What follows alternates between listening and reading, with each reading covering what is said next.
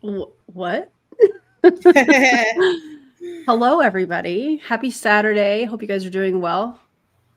Hi, Look who's here. friends. Look who's here. Hi, everybody. I'm Brianna, also known as Queen Lemon. Yes. As if she even has to introduce herself. Stop it. We've been working on this for a while. We probably started throwing the idea around. You propositioned me and you started throwing the idea around probably 2 months ago, 2 or 3 months ago. And then we chatted about it for a little bit. And yeah, now here we are. I remember saying to you last week, like we had our first chat about it like 2 months ago. And I remember saying to you last week or the week before, listen, I need to put this on my calendar or else it's never going to get done. So here we are. And here we are. And I'm really excited to be talking about faster way to fat loss because we have been rage texting each other about this company for quite some time. Absolutely. In case you guys haven't heard about it, there's a company called Faster Way to Fat Loss. And do I want to do like a video on their compensation plan? Yes, I do. I'm sure at some point Rihanna's maybe going to do a video on like the dietitian aspect of what they're doing. Maybe not that I want to, I would like to request that. I actually started a video on Faster Way a long time. I started like drafting out a script for it a long time ago. And then I don't know what happened. I think I got distracted or something. I don't know. It's probably my internship still. Yeah. Yeah. But yeah, it's one of the ones that's been on my list for a while. In Faster Way, I know what it is and understand it in terms of like what it is in terms of diet stuff. Like it's called it's a play on words. For those of you who don't know, it's called Faster Way to Fat Loss. And it's a play on words because their whole thing is like intermittent fasting, and fasting is as a holy grail. But that one, it confused me for a while because sometimes you think it's an MLM, but then sometimes it doesn't seem MLM-y, but then it also kind of seems like it might be MLM-y. So tell us what you know, Erin. Yeah. So from what I remember, as we were kind of going through and researching this company, it almost seems like it's a multi-level marketing tap dancing kind of thing, because from what I've seen and the videos that I've watched, you're making more money off of recruiting other coaches to become like certified or premier coaches. So I can't remember the exact language, which is not like, we're not here for all of that. We're just kind of chit chatting and letting you know like what company we're going to cover. This was actually a podcast that they posted publicly. Everybody publicly to YouTube. Faster Way. Calm down. Yeah, we didn't sneak into any Zoom chats or anything. This is posted to their But we will. Yeah, we will. But yeah, so it looks very MLM like. The certifications that they offer for, I think it was just shy of 5K, if I remember, seems to be something that is like a continuing education credit for people that are personal trainers and things of that nature. So it's really odd that they're saying that these people are certified and people are earning commission for signing up somebody as a coach to get certified. But if you don't have the credentials, the continuing education means nothing. So you're not really certified in anything. Right. And I remember when you and me were looking at the website, we saw NASM on there. I think I don't want to misspeak, but I think I remember also seeing AFAA on there. And I think I also remember seeing ACE. Yeah, I have feelings about that. Aren't you ACE certified? Yeah. And for those of you who don't know, I'm a former NASM certified personal trainer. Yeah. I'm looking at it on my phone. Also, can I just say my background totally sucks compared to yours? No, you're fine. You're here. We're happy. We're chatting. We're going to debunk some Huns and talk about pseudoscience. It's going to be a great time. You guys, this video is going to be really bad. Like me and Erin, not bad as in for like you guys watching it, but the one we're going to react to is going to be really bad. Me and Erin did like a little bit of a test run earlier this week, and we were not going to do a blind. I'm going to give some background now. Yeah. We're initially going to watch it through together and then react to it, having already had like notes and stuff. And we got maybe somewhere in the ballpark of 5 to 10 minutes into it. And it's a 30-minute video. And our jaws were dropping like every other sentence they said. And then I was like, maybe we should blind react to this so our reactions are more authentic. So who knows what's going to come out of my mouth? Who knows what's going to come out of Brianna, out of her mouth? And it's going to be a wild ride. So prepare yourselves. And again, we're going to be talking about, pseudoscience. There is mention of ozone. There was mention of coffee enemas, as you saw in my thumbnail and in Brianna's thumbnail. Parasite so please cleanses. Parasite cleanses. That was our favorite part. You guys will see that here shortly. So just prepare yourself. If you're not prepared to hear that stuff, maybe skip this video. I get it. Take care of yourselves. But if you're happy that I and us, that we have the opportunity to visit the lemonade stand, drop me a lemon in the comments, because I'm happy that we're here and that we get to do this together finally. Yeah, finally. So, all right, let's just get into the video, and Brianna, if there's anything that you want me to pause or highlight, just let me know, and I'll raise my hand. Yeah, that'll be funny. I love that. All right, let's do it to it. And welcome back to the Fast Away podcast. Today we have a coach confessional, and I am joined by my good friend Ali Tessitore. You're also a mentor to our. I think we also need to tell them. Oh yeah, we do. You already knew where we were going. So this is Ali. Ali claims to be a nurse, but I wasn't able to find any kind of nursing credentials for her in the state of Florida, where she lives, according to her public social media platform. Yeah, based on that name. We don't know if maybe she's correct, not using a different name or something, but that's correct. But why does she have us blocked? I don't even know who this person is. Okay. They introduced the girl on the right, introduced girl on the left, Ali Tessitore, and immediately we're like, we got to find her on Instagram. And so why did me and Erin both type her in on Instagram? And we're both blocked by her. I've never heard of her before in my life. And same for you. Yeah, that's the behind the scenes that I wish we would have recorded so we could have shown people that, because that was really funny. Yeah, to find out that wait. We're both blocked. Like, I thought Instagram was glitching, because you first said that you noticed that you were blocked, and I was like, am I blocked? There's no way she's blocked both of us. She doesn't even know us. I don't even know who she is. Right. And we're both blocked. That's suspicious. That's weird. Yeah, very much. Her name has never exited my mouth. Never knew who she was until we first saw this video. Crazy. Same. And also, can I just say this funny thing? You made a comment about her outfit. You were like, you don't like the aesthetic of like the black leggings and the chunky white socks and the white sneakers. And I was like, that's funny, because that is completely my fall aesthetic. Like, that's my fall chilly weather vibe. But we also have to elaborate that if you have like black shoes on with white socks and black leggings, that's not my vibe. That doesn't look right. No, but if you have white shoes, white socks, and black leggings, okay. Yeah, and see, that's what she's doing. Like, this whole outfit that she's wearing, that's an outfit I would wear. She would rock in a it. Fall running errands kind of day, chilly day. That's an outfit I would wear. She's from Body. Oh, that's probably why she has us blocked. But I haven't covered Body that much. Now I know you have. Yeah, I certainly have. But I have still never heard her name before. I still have no idea who she is. That's crazy. That's wild. Well, right. She knows who we are. She's definitely going to know after today. Hey, Allie. What's up, girl? Hi, Allie. Hope you're having the day you deserve. Okay.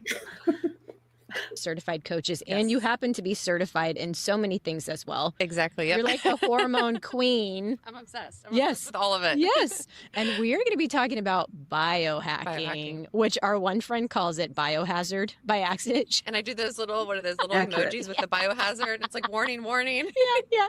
Because we're always talking about coffee enemas and ozone therapy and saunas. And she's like, are you talking about biohazards again? It's the crazy. Yes, she is. Aside from the sauna, in my opinion. But I think biohazards. I think that's a better name for that stuff. To be honest, I like calling it biohazards. I think that's funny. Yeah, I think we should implement that. Crazy stuff. I think even today I sent a message about something. I'm like, look at this new supplement we have to take. Yes. We have to take this. I love it. Yeah, and it's like you kind of you're like over 35 when you start to do all these things just to optimize your energy and your health. But Exactly. I love it. We've talked about biohacking a little bit on the podcast before. I've had a gal named Biohacking Bombshell on Instagram. She's And great. you sent me her. She probably has us blocked too. Biohacking. Let's look. Yeah, let's look. Let's look. Biohacking bombshell. Is that what she said? Yeah. Bio. Okay. Oh, I see her. I'm not blocked by her. Oh, I'm shocked. Oh, you're not blocked? I'm not blocked. Okay. Maybe after today. Oh. You know what's so crazy? I'm me. looking at her. Oh, wait a minute. Oh my God, she has a whole highlight on parasites. I was looking at that, and I was also noticing her first highlight says Botox, and I'm trying to work out if she's like advocating for Botox or like trying to warn people against Botox. It seems like the latter. It seems like she's talking about look how dangerous Botox is.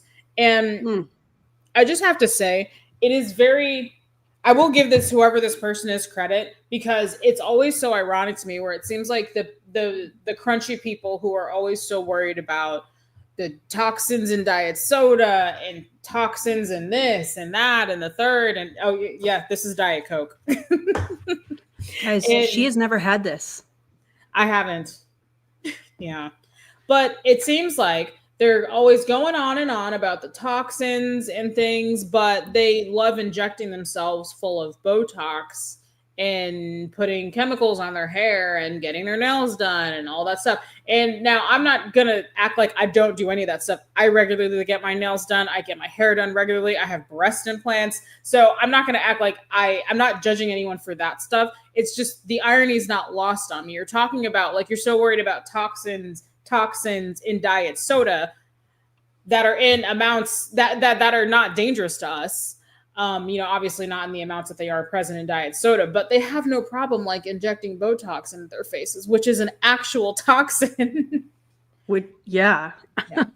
Actual toxin. Just it's the irony. So like these two, they're gonna go on and on talking about toxins, and it's very obvious that both of these beautiful women are wearing makeup, and they probably had their hair dyed, they've had their hair treated at some point. Like the one on the right at least looks like she has her nails done. That's not a chemical free thing. So, but they're going on and on about toxins. So, yep, it's wild. And it's only going to get more wild from here on out, guys. Yeah, so I'm going to try ourselves. Oh, you're fine. Stuff to look at that one time. Yeah, she's great. She says if you have a pulse, you have a parasite. So she's all into parasite cleanses, which I know you are too. We have to pause it. I'm sorry. Did y'all know that if you have a pulse, you have a parasite? According to these two non-qualified, in my opinion, people. Are they parasitologists? No. No. Infectious disease pathologists? No, I don't think so. No. If you have a pulse, you have that's in my thumbnail. I think I put that in my thumbnail for this. I thought it was genius that you did that. If you have a pulse, you have a parasite is the most ridiculous thing I've ever heard in my life. I mean, because that means that you and me have parasites right now. My dogs have parasites. Like everybody watching this stream has parasites. Y'all have parasites because you have a pulse, period. Wild. Unbelievable. I'm obsessed with those. If they can like look in your eye, and if you have the little lines, you have a parasite. Really? Yeah. Okay, that's crazy. So look in your eye. So, Allie, you are an expert. It's very scientific. It's a very scientific method of determining if you have parasites. What is she talking about? Crow's feet? Is that what she means? I think she's talking about lines in your actual eye. But you have lines within the colored part of your eye. What is that called? I can't think of what that's called. Iris. Iris. That's what it is. Yeah. Lines in the eyes. Very scientific. Oh, yeah. Very, very much.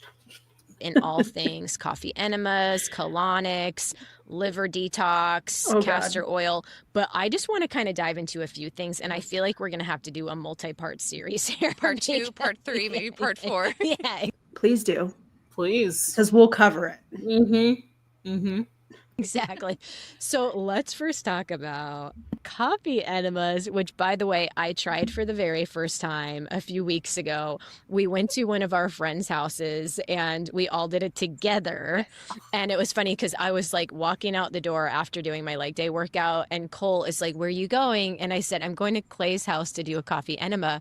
And he's like, "Is Clay going to stick that up your butt?" I'm like, "No, we're all doing it. We're all doing it. administering it ourselves in separate bathrooms." Yep. Just all at the same time. Exactly. So let's talk about why you got into coffee enemas, kind of why and when, and then we'll share the benefits. And then I do want to kind of just talk through the process because I was so intimidated by it when I first started hearing about it.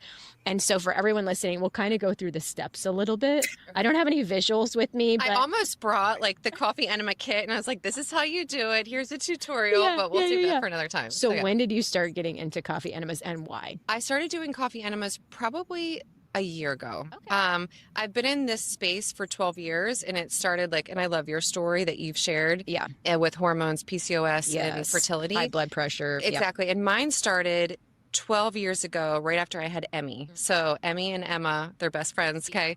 So mine started postpartum, 3 under 5, and Emmy was 6 weeks old. And I started to have just hormonal imbalances. Did she just say her child was 6 weeks old? 6 weeks old, and she started to have hormonal imbalances immediately after having a baby. Of course you did. What? What do you mean?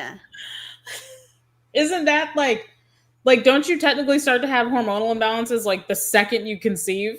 Yeah.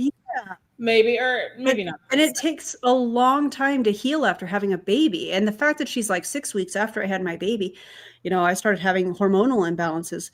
It takes your body a long time to heal. Mm-hmm. And it just makes me wonder if this is kind of falling under that, the pressure to get into your pre-pregnancy genes, like that kind of language, that whatever, I don't know what I even want to call that, but that's what this feels like to me. After 6 weeks after, I should have been back to where I was. No, you just had a baby. What do you mean? Is so unrealistic. I hate that narrative. I mean, I'm not a mom and I don't have plans to become a mom, but I just hate that narrative. Just like as a woman, I hate that narrative because it's so unrealistic.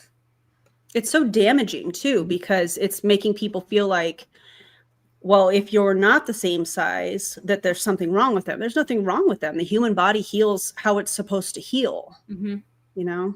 And, I said this when we were first looking at this the first time. She said 6 weeks after she had her baby, she started to have hormonal imbalances. I believe that those were her exact words. And we wondered, did she actually go to an endocrinologist and get blood work done? And then the endocrinologist was like, okay, you have XYZ hormones are a little out of whack. Or if she just 6 weeks after having a baby felt a little bit tired, which I feel like is normal. Very, very normal. And then just decided, oh, I must have hormonal imbalances. Time to shove some coffee up my butt. Oh my God. I feel like it's more likely the latter. Yeah, I think so too. Which is even more alarming and even more sad that she felt the pressure to immediately snap back after having a baby. You know, it's gross. Yeah. My hormones checked and they were just all over the place. Yeah. And that's when I really became an advocate. Hormones checked by whom? Yeah. She said she had her hormones checked and they were all over the place. And I'd like to know, I'm curious which hormones. Technically, it's none of our business because it's like her protected private health information. But I'm just genuinely curious about that because they say, the hormone experts say all the time, your hormones are out of whack. Which ones? And how do they work? Yeah. Which hormones? Because there are a lot of hormones where if they're out of whack, it's just, what am I trying to say? Like a snowball effect of it will cause significantly, things will just get worse and worse and worse. And it will cause just a whole downward effect of a bunch of other things going wrong for this one hormone to be even slightly out of whack. Like insulin, for example. Insulin is a hormone. If your insulin is out of whack, that's hypo or hypoglycemia or diabetes, some type of type 1 or type 2 diabetes. So like which hormone and how out of whack is it? Yeah. And who did the measuring? Mm-hmm. I forgot to run the disclaimer. So let me do that real quick and we'll be right back. My apologies. Disclaimer.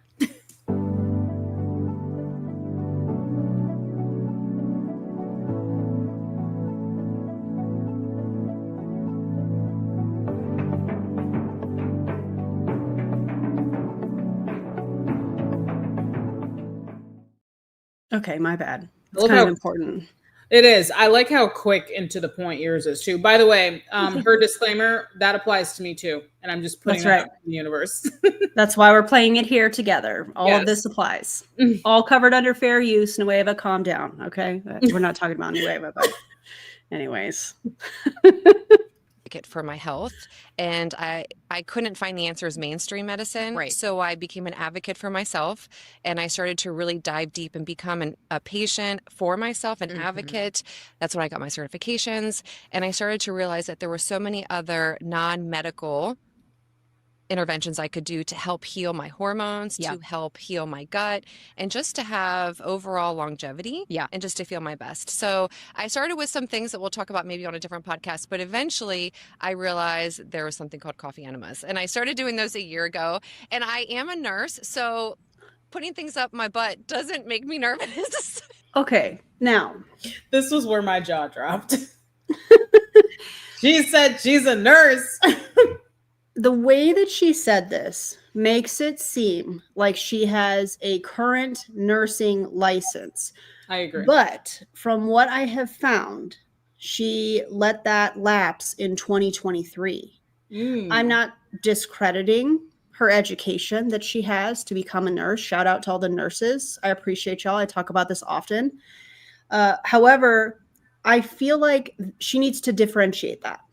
If you're going to say, I'm a nurse, trust me, bro, put coffee up your butt, you probably should say, oh, but my license lapsed in 2023. I feel like that's important information that she's withholding from this audience, while also using the appeal to authority by saying she's a nurse. Trust me, put the coffee up your butt. And that's manipulative, and I don't like that. And I think I asked you this when we were texting. You searched the name Ali Tessitore, right? Like I can't remember. I found her name. I found her full name. I just can't remember what it is. I guess I assumed Ali was probably out for something like Allison or Alexandria or something like that. Yeah, I can't remember what it was, but Also, I did find it. Okay. And based on that information, you can infer there's probably this Ali Tessitore. Correct. Yeah. Okay. In my opinion. We'll just say it that way. In our opinion. Yeah. Maybe. Yeah. Also, can I just say, they have some plastic jars back there, and there's lemons in one of those jars, and I just really don't appreciate that, and that's all I'm going to say about it. So disrespectful. Mm-hmm. So disrespectful. Like, I would do enemas in the hospitals on kids. Like, I don't know if you have kids, when your kids are sick, like sometimes you'll do like a suppository. Like, so honestly, I feel like for moms, I'm like always sticking things up people's butts. Like Exactly, literally later today, I'm not even kidding. I'm probably going to have to do an enema on Ty. So I'm As Luna, I agree with you. What you're saying. I'm Erin? with you. You're a mom. Chime on. I'm a mother.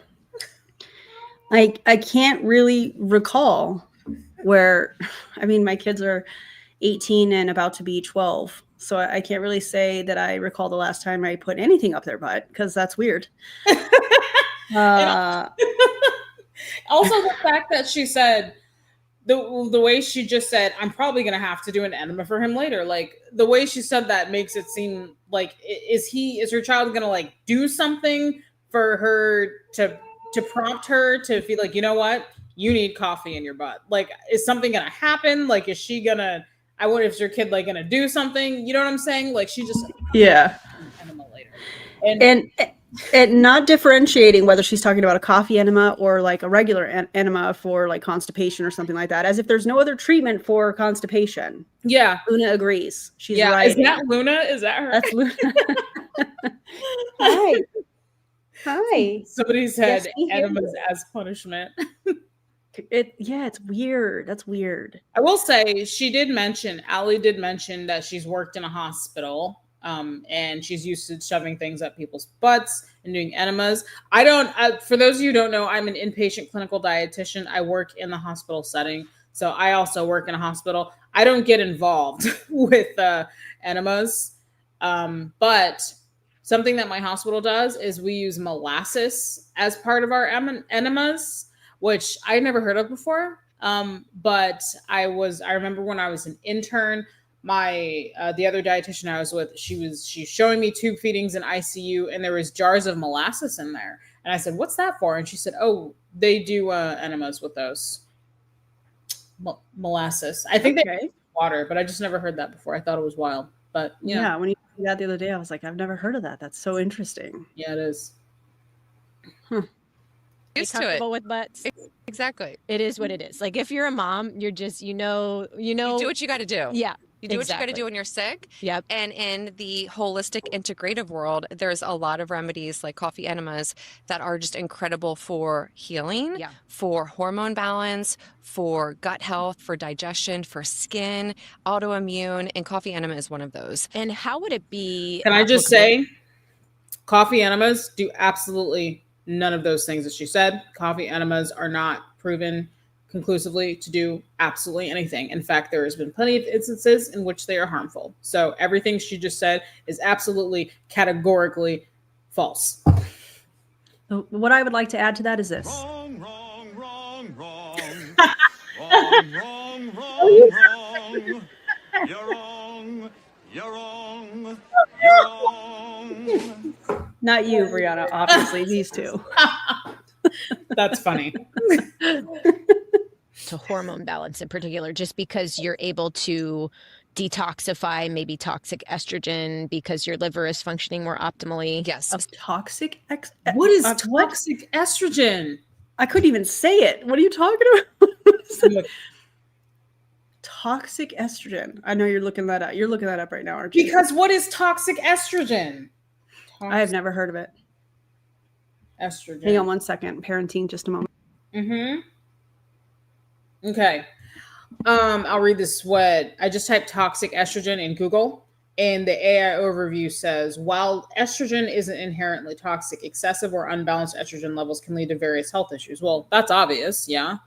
Excess can be associated with conditions like fibroids, endometriosis, PCOS, and increased risk of some cancers, particularly breast and ovarian. I mean, that's all stuff that's obvious. And that's stuff that is well known in the healthcare world. Okay. So I don't think toxic estrogen is a thing. I think she's trying to say in a weird way, excess amounts of estrogen, but again, the generalizing and not being specific enough in what they're saying, I feel like is intentional almost. Mm-hmm. I'm going to say this so people think that I know what I'm talking about. Oh, I'm a nurse. Okay, well, hey, Allie, how about you tell the whole story? Mm-hmm. Mm-hmm. You know, it's interesting. Mm-hmm. So specifically with coffee enemas, what they are is they're targeting your liver. So your liver is your detox organ. Yeah. So if your liver is sluggish, yes, and we've talked about this because you don't produce liver. glutathione. Right. I don't produce or process glutathione. And glutathione is the master antioxidant. Can you backtrack? Did she just say she doesn't produce glutathione? She did say that, yes. Okay. Do you still need me to back it up? But yes, she did say that. No. Okay. Yeah. What happens if you don't create glutathione? Oh man. Okay. So glutathione is I think it is an antioxidant, and your body does. I'm looking this up, so I don't say the wrong thing. Glutathione. Your body does make it. Glutathione is a tripeptide found in relatively high concentrations in bodily tissues, pivotal role in reducing oxidative stress, maintaining redox balance, enhancing metabolic detoxification, and regulating the immune system. That's from National Institute of Health.gov.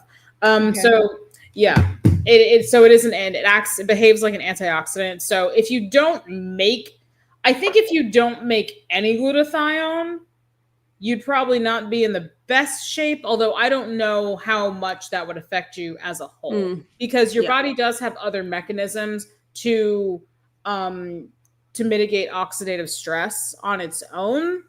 So I don't know how much not making glutathione would affect you. Also, I wonder if she actually knows for sure she doesn't make glutathione, or if she just like assumes she doesn't based on like, oh, I had a hard time sleeping one night, so I clearly don't have glutathione, you know? Or if a lab test shows she's deficient in glutathione. I wonder if that has been shown, or if she's just like, you know what, I have all these symptoms, like you were saying. Also, I also need to add, somebody said something about, somebody said your liver's not your colon's not your liver. Because she said, Allie said, yes, your liver is not your colon. That's the one. Because Allie just said coffee enemas target your liver. I don't quite understand that, because like etc. Cat says your liver is not your colon. Different organs. Different areas. Oh man. Okay. Times you're going to see out there, people are taking glutathione. They're doing things to help increase that antioxidant in their body. And really, you don't need to be taking glutathione if you're stimulating the production naturally of glutathione, which is a coffee enema. Yeah. And just real quick, so for people listening for the first time, so I did a genetic test a few years ago, and I discovered that I was missing 2 genes that create and process glutathione. And many times different specialists had said like, oh, let's do a glutathione push. Let's get you on glutathione, for immune system. And I kept telling my doctor like, no, I can't, because I don't process it, blah, blah, blah. Well, finally I had an IV guy at my house who was like for years, like, let's just try a little glutathione push. Let's just try it. And I think the typical dosage is like 600 milligrams, or I don't know. It's 600 something. And he's like, let's just try 25, not 625. And when I tell you, it was like snake venom being injected into my body. I was like shaking. My blood pressure tanked. I almost went to the ER. I was just in like the tub. Why would you have an IV guy doing that? So she did say that. IV as in intravenous? Yes. IV guy. Okay, so I did hear that correctly. IV guy. The only person that should be placing or running an IV is, ideally a nurse. Yeah. Doctors can do it, but there's a joke in healthcare that doctors are bad at it. Yeah. I personally would trust a registered nurse more Absolutely. Low-key. So, absolutely. But she said IV guy, like she didn't say nurse or. I think of like somebody that works at an IV bar. Yeah. She was like an IV guy came to my house. That's what I'm thinking that is. Mm-hmm. But if her doctor was like, hey, let's try and put you on glutathione, and she was like, no, I don't want that because I don't produce it at all. Well, if you're deficient in something and the doctor is trying to say, hey, let's supplement this in some way, shape, or form, whether it's, medication or whatnot, she didn't want to trust her doctor, but she's going to trust an IV guy? An IV guy. I don't know, man. I don't know. It's a little odd to me. Put my head under the water in the tub for like 2 hours straight and just let it process out of my body. But anyway, long story short, I can't do glutathione, but there's still, there's so many benefits to doing something like a coffee enema, even if you're in my situation. Exactly. But didn't Allie just say that the reason that she was doing coffee enemas was to produce glutathione? I'm pretty sure I heard her say something like that. I think that's what she did ultimately come to. Like she said, if you're not making glutathione, you have to stimulate I think that's when she brought up the liver, I think. Yeah. And then that's how she like connected coffee enemas, because apparently to her coffee enemas target your liver. So if Allie said that, and then we have, I think her name is Amanda. And then Amanda is saying, oh, I can't do glutathione. But if the point, according to these two, is to do coffee enemas to stimulate glutathione production, essentially. The irony in that is also, yeah, it's not right. Yeah. Okay. Oh, I'm reading a comment from Kristen Honeycutt. She said, true EMTs and or paramedics can place IVs. Yes, them too. And quickly. Yeah, very quickly. Yeah. They typically do an ambulance and administer medications when needed. Man, this is off topic. Logic isn't logicking. This is off topic, but my office at the hospital where I work is right by the ambulance bay to our emergency room. So, and there's a big window right there. And I've seen some stuff, man. I bet you have. That's a Yes. lot. So much respect and admiration for first responders. Absolutely. Absolutely. I'm just reading some of these comments. And if it wasn't just an IV guy, she said it was her IV guy. Mm-hmm. That's a good point. Mm-hmm. About 3 months ago, my blood test showed that I lack iron at my doctor, not a guy. You mean your iron guy didn't tell you that? How dare him? And so it doesn't just only trigger the production of glutathione, but it helps also increase the flow of bile. Yeah. So bile is very essential to your body with your gallbladder.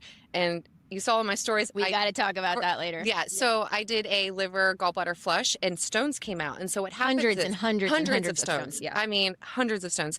So what happens is you want the bile so that the bile flushes out the toxins, the gallstones, the debris that is in your liver gallbladder. Yeah. So what the coffee enema does is when you perform the enema, it goes right to the liver. So it targets it. So it's almost like, you see me? Uh-oh. Yeah, I can. She said bile flushes. What did she say? I think she said bile flushes out toxins, right? She said it flushes out those toxins. That's not the purpose of bile. The purpose of bile coming from your gallbladder is to help you metabolize, break down fat, lipids. And then she also, this is the part where you and me got hung up for a few minutes because she said she did her flush or whatever. And then she said hundreds of gallstones came Hundreds out. and hundreds. Yeah, she said hundreds. And you and me were wondering, like, where did they come out? Like, did you throw them up? Did they come out of your butt? Like, how did they come like out? in her poop, like Yeah. hundreds and hundreds, you guys. Like it's This person, this comment, Becca, you see which one? Yep, I see. Yes, as someone who has had gallstones, passing gallstones would hurt like an MFer. Yeah.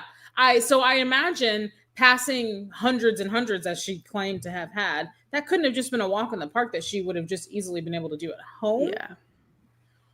Yeah. K. Marie says there are some toxins that the liver binds to things and it goes out in the bile, depends on how things are metabolized. That's true. Yeah. Alcohol is a good example. I can't remember exactly alcohol metabolism, but alcohol metabolism happens in your stomach, and alcohol is a toxin. So, True. Mm-hmm. True indeed. if you think of peroxide on like a wound, it's like pouring peroxide on the wound and it's like you see the bubbles coming up and then it cleans out the debris. It's the same exact thing for your liver.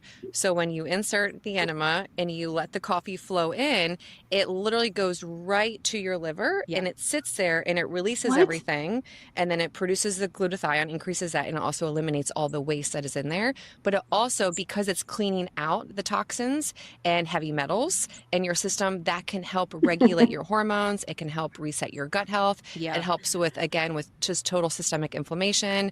It's been known to improve like skin disorders. So it really helps with a variety of conditions. And there's coffee enemas. That was the most that was probably, it's been a long time since I've heard somebody say that much nonsense. The coffee enema in your rectum, it goes straight to your liver. How does it target your liver? How does it get from your colon, your lower intestine, to your liver? Because it has to work its way back up through the trail, because you're in your large intestine, your colon, and then you have to go through your small intestine, and your small intestine is several feet of organs. And then it finally gets to it would finally eventually arrive to your stomach, and then now I'm picturing human anatomy in my head. I'm trying to use too much logic. Somebody said it's magic. How can it pass by the intestines? Exactly. This is so weird. And I imagine by the time, let's say that it actually does go through your colon and through the several feet of intestines that you have. Did she say gallstones are coming from the liver? I don't think that's how it works. Well, your gallbladder is like inside kind of tucked inside your liver. So It's not in your liver, but gallstones are, your gallbladder is like kind of tucked in your liver. It's a magic enema. It bends space and time. I think that's the only explanation. Clearly. Yeah. I need to stop trying to use logic, honestly. Because there's no logic with them. This is just straight up pseudoscience. Yeah, as a nurse practitioner, this lady is not at all. Thank you. Not at all.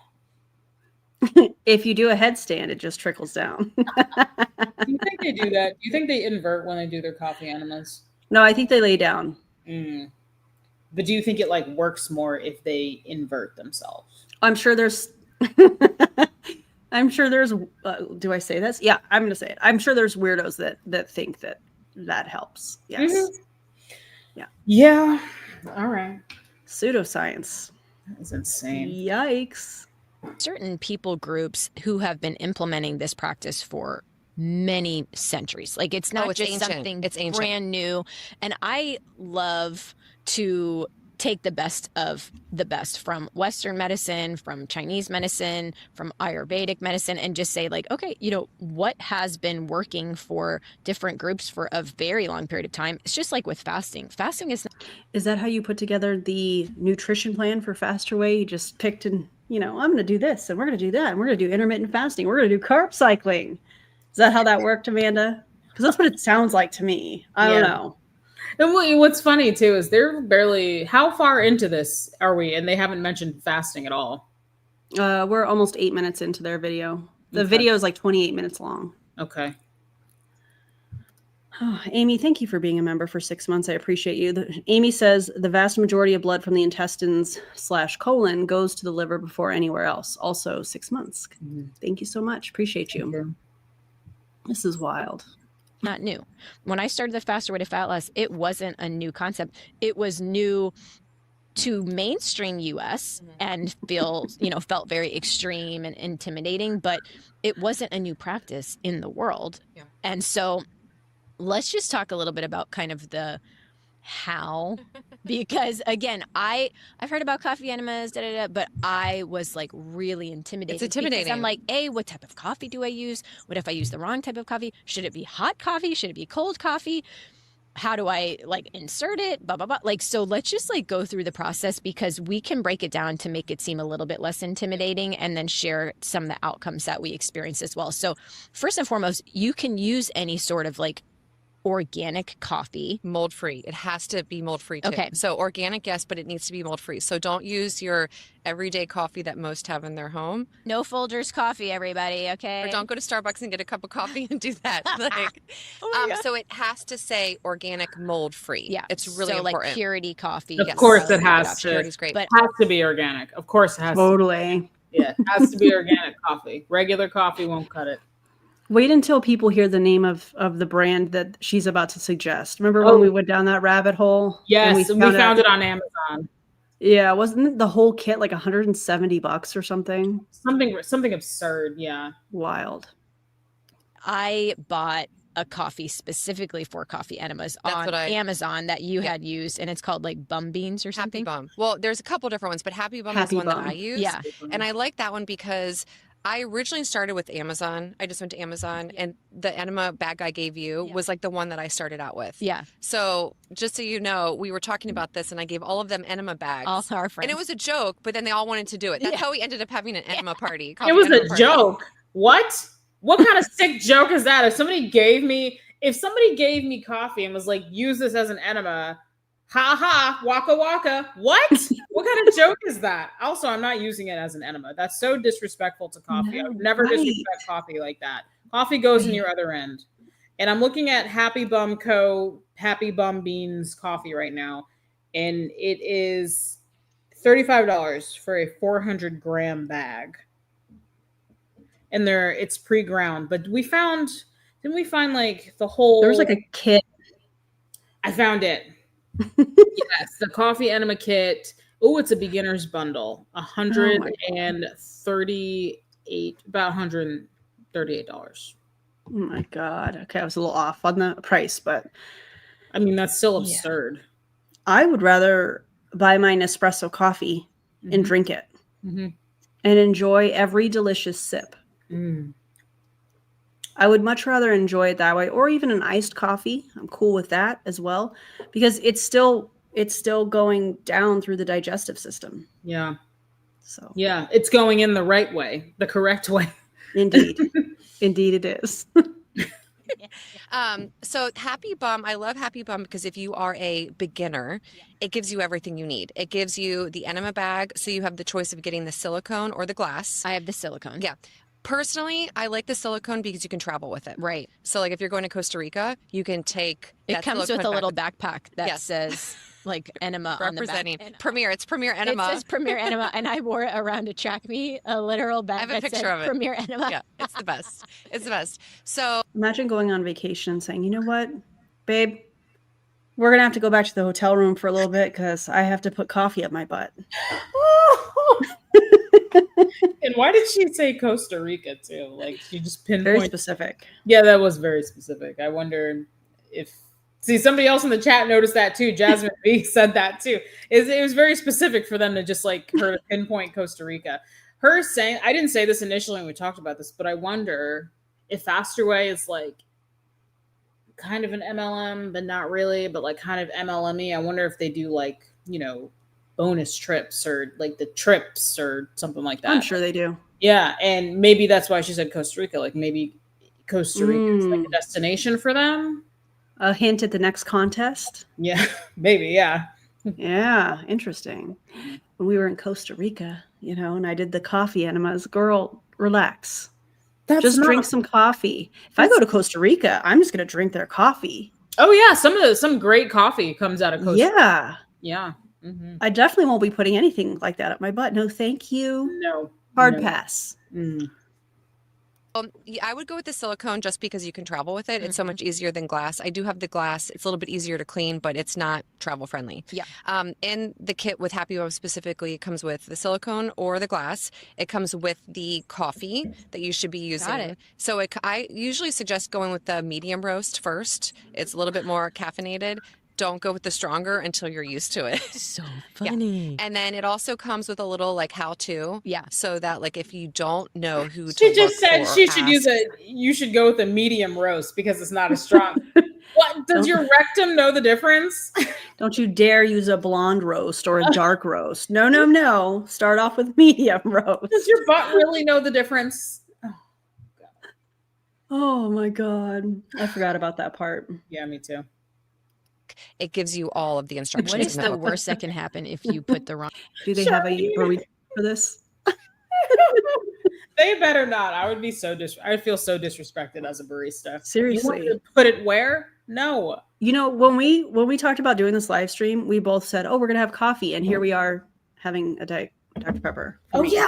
I We know. forgot. I even said I was gonna remind you, and I didn't remind you. Yeah. That's my And- bad, friend. But I we're both apologize. drinking diet soda, so we're both drinking toxins, doing our part. Toxins, piss according off to the- these Yeah. people, individuals. Yeah. Amy C News says they are 1,000. I'm gonna say 1,000, 1,000,000% on MLM. I think that's 1 million. Mm-hmm. 1,000,000%. Yeah. Yeah. Wild. type Oh, of okay. coffee, everybody. Pitbull. My I'm bad. sorry. Pitbull lover said it's not a barista, it's a butt-rista.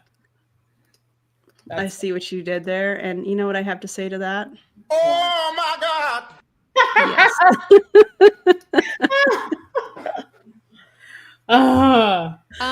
Maybe the jitters, like more Oh, energy. So okay. because if it's going to have more caffeine, more Yeah. milligrams of caffeine, you can get like jittery because it does boost your energy. Got It's it. like drinking a cup of coffee, No, put up it your butt. I'd rather drink the cup of coffee. Yeah, I'd rather just drink a cup of coffee. Lizzie, thank you so much for the super chat. Pretty sure this is a crime against coffee. Oh, You know what? absolutely. Absolutely. This should be considered a war crime, putting coffee up your butt. I agree. I agree. There you go. So it does, but it gives you more energy in general. Yeah. So that's why they say start medium. Also, it can give you more loose stools. So you shouldn't have. Which didn't happen to me. No, Diarrhea. and everyone reacts differently. So if someone has a more sensitive GI issue, Yeah. GI issues, digestive tract, they might Like our friend Yeah. couldn't hold it very long. She had a hard time. You're She supposed to hold lasted it for like 3 minutes. 3 minutes. Yeah. And you're supposed to hold it for 10 minutes. That's the ideal. Yeah. So she That sounds so uncomfortable. Okay. I have never done an enema before in my life. So I don't Same. know how. Okay, you haven't. I was going to ask you. No. I don't know. I don't understand how they work. So Charlene's drinking. Good for you, girl. So what I imagine them to be, and I'm sure there's people in the chat that know more about this, but they have the container with the coffee, the cooled coffee, and then they have the hose and the attachment that they use to insert that into the bum. From what I understand, it slowly drains into your system. I'll say it that way. Your colon. Yeah. And yeah, and you have to hold it in. Yeah. For a specific amount of time. And then what do? You take that out and like rush to the toilet and hope it doesn't, you don't like, so you don't like shard it all out. I don't understand. So are you just clenching until that part? I don't know. She also said so many questions. Yeah. She also, I just want to point out, she said it gives some people diarrhea. Enemas give you looser stools. Yeah. Like that's what they typically tend to do. That's why whenever somebody's like super duper constipated, they something they might do is give you an enema, not with coffee, but they'll give you an enema. Thank God. Yeah, with water. I don't know what they use for enemas. I assume water. Or in the case of my hospital, they mix molasses with it. And yeah, like coffee gives you looser enemas give you looser. Well, I mean, coffee. That's what they do. She said that like that was like it's crazy. She said that as if that was something that is out of the ordinary or like crazy, but it's like, I thought you were a nurse, girl. Yeah. When you looked her up, did it say, or the alley testatory that you found, did it say what kind of nurse? Like registered nurse, LPN, nurse? Registered nurse. Okay. Yeah. Okay. I was just curious about that. Yeah, this is wild. you could only hold it for like 2 or 3 minutes. So we have other jokes. Which, about by that, the way, one thing that I was not aware of when I had heard about coffee enemas in the past is really it's best to do immediately after you have a bowel movement, or literally do a mini enema prior to. You want to empty your bowels. That was actually surprising because I just assumed, oh, this. I'm sorry. That sounds really uncomfortable. So uncomfortable. If you have to, if you know, like if you're somebody that your routine, you have a routine around going to the bathroom, pooping, and they're like, okay, wait, hold on. I know that I'm going to want to poop in the next hour or so. So you do a mini enema. That sounds awful. You already know it's coming. It's brewing, literally. Unintended. Yeah. And you're going to do a mini, and that sounds awful. Because usually, like medically, the enema gets done because you're constipated. But if you know you have to poop soon, or like you already have a poop, like why do you even need to do the enema? It sounds like torture. It's shoving things back up your butt after things just came out of your butt too. Yeah, it's weird. This is weird. Mm-hmm. We're not even at like the parasite cleanses and stuff. We haven't even gotten there. Oh my God. This is going to create a situation where it is the enema and it causes me to have a bowel movement, but that's not the case. You wait until afterwards, or you just do a mini enema on yourself and then you do the actual coffee enema, and you don't actually release. I didn't release poop. It was just pure coffee. Yep. And that's why you're supposed to have the bowel movement before, because you want to hold it in as long as possible. Yeah. So it helps sit in the liver and help break everything up. And doesn't it cycle through 5 times in 10 minutes or something crazy? So it's literally going through to your liver 5 times. It's just like flushing it constantly. So that's why you want to keep it in there as long as possible. Yeah. How do you know that is happening, Miss Allie? How do you know how many times it's filtering through or flushing through or whatever you just said? 5 times. That's very specific. How do you know that that's happening? How do you know? Please point us to these studies on that show that. This too is false. Thank you, Obama. Appreciate you. Thank you. Minutes. Yep, I want to do it 10-15 again because I've only done it once and I just did it for 10 minutes, but I think I could. You could hold longer for sure. Oh, yeah. Absolutely. So you want to do like 10 to 15 minutes, but really like for those of you that have never done it before, get a kit, okay? Go with silicone, mold-free organic coffee, and then you want to boil. That's the key thing. You want to boil the coffee. So you're not going to put it through the machine because there's also microplastics. And depending on your coffee maker, you don't want to do that. So you want to be as safe as possible since you are putting it in your body. Yeah. So you want to boil the coffee, and then once you boil it, what I love about if you have like a French press, that's how I made our coffee that one day, is I boiled the water. I put the 3 tablespoons of coffee in the French press. I poured the water in, which is 3 cups, and then I pressed it. I let it steep for 10 minutes. Okay. And then that's how I made the coffee. Got it. So it's clean. It's in a French press. This It's glass. is so much work for coffee that's going up your butt. That you don't even get to enjoy. Yeah, What the hell? for coffee that's going up your butt. Can I just say, Ace just texted me, and my mother-in-law is currently watching us. Oh, hi, mom-in-law. Hi, mommy-in-law. I love her. Hey, mom-in-law, do you think that Brianna and I should stream again or, occasionally, because she is a very busy individual, as am I. Do you think we should do this again? Do y'all think we should do this again? Let us know in the comments. Yes, I'll let you know if she texts me. Yeah. But hello, glad you're here. Thanks for watching. It's awesome. Made with, stainless steel, not aluminum. It's not in a regular coffee. So you're trying to eliminate all the ways that are also bringing in toxins. Because if you're using a coffee machine, you're putting the toxins in your body. Right. So you want to eliminate that. And then you want it room temperature. So I know I think we were trying to like put it on ice. I was trying to put it on ice because it was too hot. And then we put it in but the you want it freezer. room temperature so that it cools down because you want it most like your own bodily fluids. You don't want to shock your system. Yeah. And then it takes how long take you? Maybe 3 minutes for it to flow in once you If inserted it? Yeah. Yeah. I would say not even. You don't want to shock your system. You want it to be room temperature. Technically, if you want it to not shock your system, technically you want it to be probably in the ballpark of like 95 to like 97. Closer to body temperature. Yeah, like closer to body temperature. I mean, because room temperature, especially for us, this time of year, it's warm. I live in the South-ish. So room temperature is like kind of chilly. Yeah, because the AC is on, like mine is right now in Vegas. Yeah, same. Yeah. Mm-hmm. And so the silicone bag, you just hang it high, like an arcade. Yes, I'm pausing it already again, but I want to talk about this. Charlene says, this is so wild that they posted this publicly. And the thing is, they posted this publicly on the Faster Way to Fat Loss YouTube channel. Yeah. This isn't like Amanda's personal YouTube channel, where she's expressing her opinions or whatever. No, this is on the Faster Way to Fat Loss YouTube channel. And when we were going through some of the videos and things that I've collected that we've kind of, what do we want to do? What angle do we want to come from? What do we want to cover? And we saw this and Brianna was like, this is the one. I was like, yeah. Yeah. So the fact that this is posted on the Faster Way to Fat Loss YouTube channel, we can kind of infer that this probably aligns with like some of, I guess, should I say leadership?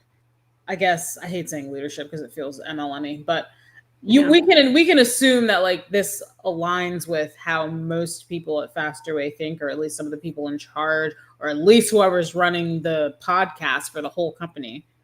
And who they're trying to attract. Exactly. Yeah, there's a certain kind of people that you attract with things like this. Mm-hmm. Oh, my mother-in-law texted. She said that we should do this again. Oh, good. She said, if I shouldn't Keurig my coffee enema, I probably shouldn't drink it either. She loves her Keurig. Keurigs are good. I had a Keurig before I had my Nespresso, and now my Nespresso is everything. So mom-in-law, if you haven't tried an Nespresso, if you decide to upgrade or your Keurig, check out the Nespressos. I'm a fan. If you like creamy kind of coffee. Okay. Yeah. Okay. That's good to know because I'm in the market. We still have like a $5 Walmart coffee drip coffee. You deserve a nice machine. Yeah. I want something fancier. I know. We talked about it. And I want you to have that. But in the meantime, you should look at the Nespresso machines. Everybody has told me that. I think I probably will. I waited a long time. And then one day what did we have before? Did we have a Keurig before? I think we did. Mm-hmm. It broke. And I was like, all of my friends were telling me to get an espresso. And I was like, why? Tell me why. And they're like, the coffee is so good. See, look at all the comments. Hey, Jen, how's it going? Jen says she loves her Nespresso. Same. The coffee is really creamy. Mhm. And it's, I have a frother. I have all of that. Not the Nespresso brand, but Okay. Yeah. All right. Worth it. All right. I'm listening Yeah. to you guys. Okay. Oh, yeah. And happy Mother's Day to my mother-in-law and to my mom. Yeah. My Happy mom- Mother's Day, everybody. Yeah. Everybody. Happy Mother's Day weekend. Yeah. We all were in different bathrooms, so I hung it with like a basically hanger on the shower curtain, or like just a little hook behind the door. And then there's different speeds at which you can allow the coffee to flow in. And I think I just like opened it up and let it go nice and quick, because I'm like, whatever, I'm like, and so then you just lay on your left side, correct? Yeah. So I laid on my left side, held it for like 10 minutes. And I was like sending photos to you guys all the while. Yeah. But I do not laugh is one note. Just try not to That's laugh. kind of funny. Yeah. Try not to laugh. I did lay on a towel, but I don't know that I really needed it. You know, I've never had an explosive issue on a towel before. And Pause. I'm looking at the comments. Ashley said, where'd it go? Yeah. Amanda Truss is the founder of Faster Way. Yes. Oh. I'm not. So from what I've seen in the comments, Allie on the left used to be in Body, or AKA Beach Body. Yeah. So I'm not sure if she is somebody that's a distributor. I'm going to say distributor because I refuse to call these people coaches. That's my opinion. I refuse as a certified personal trainer. I refuse. So I don't know if she's a distributor in this company. I would assume possibly. I'm leaning towards, she probably is, but do I know that for sure? No. So they just are doing this podcast on coffee enemas, parasites, and ozone, and what else was it? Biohacking. Yeah, biohacking. I think all that stuff falls under the umbrella of biohacking. And, you know, you brought this up when we were talking, when we first started to preview this. It's just driving me insane that their Eat Your Heart Out sign is not lit up. Forgot about that. Why do you have this cool sign? You don't have it turned on. It'd be like me not having my lights turned on in the back, and I have them. Yeah, it's such a cool, nice sign. Like, why is it not? Yeah, I don't know. Whatever. Turn it on, Amanda, because I know you're going to see it. Or Allie, who has us blocked for whatever reason. Now she has a reason, I guess, to block us. I don't know if she did before. Maybe she just was feeling salty. I don't know. So. The actual enema, I don't know what you call it, nozzle, up about, was it like 6 inches? I mean, it's really, if you order a kit, it's the full length of the insertion. Until the shoulder. It's like this. Yeah. It's about that. And you do want to like lubricate it with coconut oil. Right. Which when I do my ozone therapy, rectal insufflation, I stick it. Oh my God. Ozone therapy. Brianna, please make it stop. What is ozone therapy? I mean, like, I guess I know what it is, but like, what is it? Let's look it up. You looked up the last one. Let me look this one up. Like, I know what it is, but what is it? Also, can I Just say somebody named Kitty Chat made a comment about how her mom is, I think, currently in the hospital, and she believes this might be her mother's last Mother's Day. And I just want to extend. Yeah, I'm sorry to hear that. I want to extend my heart and hugs to you. And your family. Sending you lots of love. Thank you for sharing that with us. You know, I'm sure that's not a fun thing to talk about. No. Okay. Ozone therapy. Went to Google AI overview. Good God. Just like you just did. Ozone therapy is a medical treatment that uses ozone gas, a form of oxygen, for therapeutic purposes. It involves administering ozone, often in a mixture with oxygen, through various methods like injections, topical application, or even by inhaling ozonized water. Ozone therapy is used to treat a variety of conditions, including musculoskeletal disorders, infections, and even some types of cancers. Is ozone, I'm going to go out on a limb and assume that it's probably pseudoscience, but like, is ozone therapy actually like, is there evidence to support it? Let me look. Let's see. Again, from the AI overview, just a quick search here. It has demonstrated some evidence of effectiveness in various applications, particularly in pain management, wound healing, which kind of makes sense specifically with the wound healing. And some infectious disease contexts. However, the strength and validity of the evidence vary depending on the condition and the quality of the studies. While some studies show promising results, more rigorous, well-designed research is needed to fully establish its effectiveness and safety. Keyword safety, Yeah. especially in areas like cancer treatment where current evidence is inconclusive. Mm-hmm. Ozone therapy. Yeah. Interesting. Up way further. It's like 10 inches. So that was actually less, but it She is did, wider. yes. And it's small. So, and there's different tips that you can use. I would suggest using the smallest tip. Yeah. Don't To start. to start. Yeah, to start. So you lay on your left side, you let all the coffee go up into your butt. It's then going to cycle through. Okay. That's the second time she said lay on your left side. I wonder, but they haven't said why. I wonder if maybe that's just like what she does, but she just said it as if it was like a generalized statement. Like I wonder if there's some kind of ridiculous pseudoscience behind laying on your left side as opposed to your right side, because that's the second time she said laying on your left side. Yeah. I saw somebody say, I'm going to go through the comments here and see if I can find it. Somebody in the comments, and if it's you, please, and you're still here, let us know. But somebody said that they learned to lay on your left side. I believe it was here it is. There is a reason why you want to be on your left side. Kristen, thank you for this. I learned that in CNA school, even though I never administered one. So, Kristen, if you feel comfortable, or anybody else for that matter, if you could share with us why you lay on your left side. Yeah, there it is. Thanks, Kristen. Anatomy. That way gravity helps keep it on the colon on the left, close to the rectum. I was about to bust out my human anatomy book. While we're talking about books, can we talk about books for a second? Little bosses everywhere. No. This is a must. Bridget Reed wrote this. Okay. And the amount of research that she has done, I'm going to be plugging this in my videos because it just came out on May 6th. Okay. This book is phenomenal. It's called Little Bosses Everywhere, How the Pyramid Scheme Shaped America. I don't financially benefit by sharing this with any of you. I don't get an affiliate code or anything like that. I'm about halfway through the book, and it's incredible. Highly suggest if you were looking for an anti-MLM, anti-pyramid scheme book. This is a good one. You can get it straight from the publisher. You can get it on Amazon if you shop on Amazon. You can get it from your local bookstore, but I highly suggest you get the book. I think it was done phenomenally. And I'm really proud of my friend Bridget. Really, really proud of her. Awesome. I just wrote that down. Yeah, check it out. And there's an audio book. Yeah, thank you so much. I forgot that part. Okay. Hey, can we highlight Jen's comment right here? According to Allie's website, she's an RN certified holistic health coach and nutritionist, huh? Interesting. Okay. Interesting. That is. Thanks, Jen. Appreciate you. Mm-hmm. Do your liver 5 times within the 10 minutes. Hold it for 12 to 15 minutes if you can. And then you just get on the toilet and release it all out. Exactly. And ideally, you're feeling... Sorry.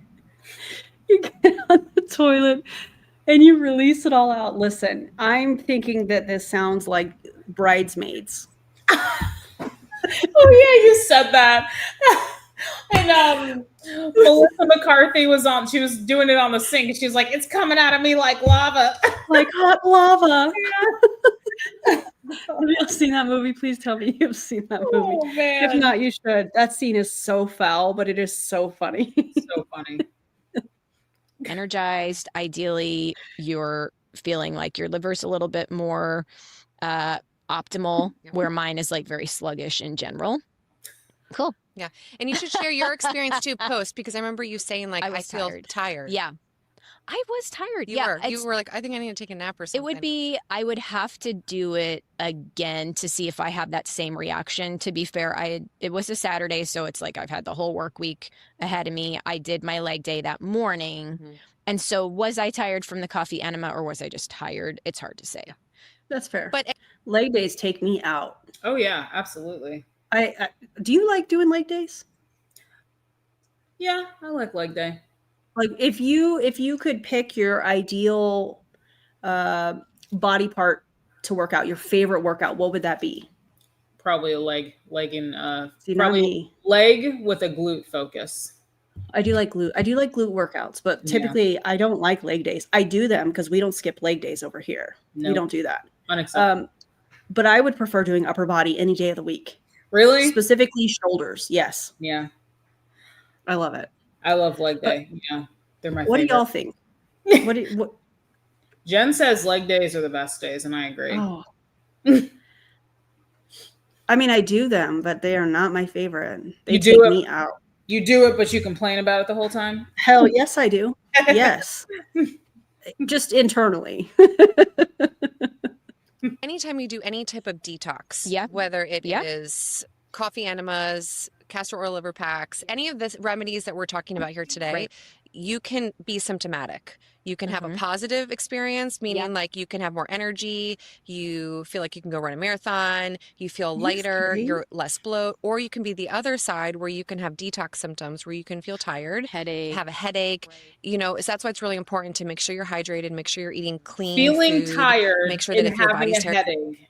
Feeling tired and having a headache is the most generic symptoms I have ever heard. Mm-hmm. I feel tired. I have a headache. I just don't even know what to say to that. Those are detox symptoms. I think that's what she just said. Yeah. Those are detox symptoms. Feeling tired and having a headache. There's no other possible reason why somebody might be a little bit tired. Maybe not that they work 6, 7, 8 hours a day and then went to the gym. Or maybe you have a little bit of headache because you've been staring at your computer screen or something all day, or there was Maybe you haven't eaten. Yeah. Maybe you're hungry. Maybe you're a little dehydrated. Who knows? But yeah. No, those are detox symptoms. That's why you're tired and you have a little headache. And those symptoms are, Ellie's a certified faster way coach. Yeah. There's our answer. It's so easy. When quacks and the charlatans and the crunchy people are trying to sell you some garbage, they love to use symptoms like that because those symptoms are so general and it kind of covers everything. You can say, oh, do you feel tired sometimes? Oh, you have a sluggish liver. Oh, you have parasitic worms. Oh, you have this, and that. But don't worry, this supplement will fix you feeling tired sometimes. I also think that that's a dangerous, I don't know exactly what I want to call it, but it's not taking into account people that struggle with things like chronic fatigue. Yeah. You know, where there's some sort of a chronic thing happening, and are you tired? Are you in pain? You know what I mean? Like it's so general that it's a way to try and have it they're presenting it like it's something for everybody because everybody's tired at points in their day. It's a normal process. Exactly. And also, she said sluggish liver. Maybe we'll stop yapping and let her talk more about that. But sluggish liver. I said this when we were talking. Your liver is one of the most important organs in your entire body. When I was in school and I was taking my nutrient metabolism and physiology classes, my professor said something that I'll never forget. She said, your liver is so important. You can't go an hour without your liver. Wow. So if your liver is not functioning even a little bit, you would know. Mm-hmm. You would know if your liver is even not doing a little bit bad. You would know it. That's how there'd be symptoms. Oh yeah, 100%. There would be symptoms. 100% there would be symptoms. Yeah. So it's not just, oh, I'm a little tired, so my liver's not working. No, you could be a little tired because you worked 7 hours today, or maybe you just had a leg workout, or one of the millions of other reasons why adult humans are sometimes tired. Yeah. But I guarantee you. I, as a former lab tech, would love to know what a sluggish liver looks like in reference to liver enzymes. Right. Mm-hmm. What does that mean? Mm-hmm. Yeah, because I've seen what's called transaminitis when your liver enzymes are extremely elevated. It's AST and ALT. ALT. Mm-hmm. Aspartate. GGT, if I remember correctly, GGT is for the gallbladder, if I remember correctly. I think so. I can't believe I remember that. Trying off the top of my head, AST, aspartate transaminase, and ALT is alanine transaminase. And those I don't remember. The two, I don't remember the other one that you said.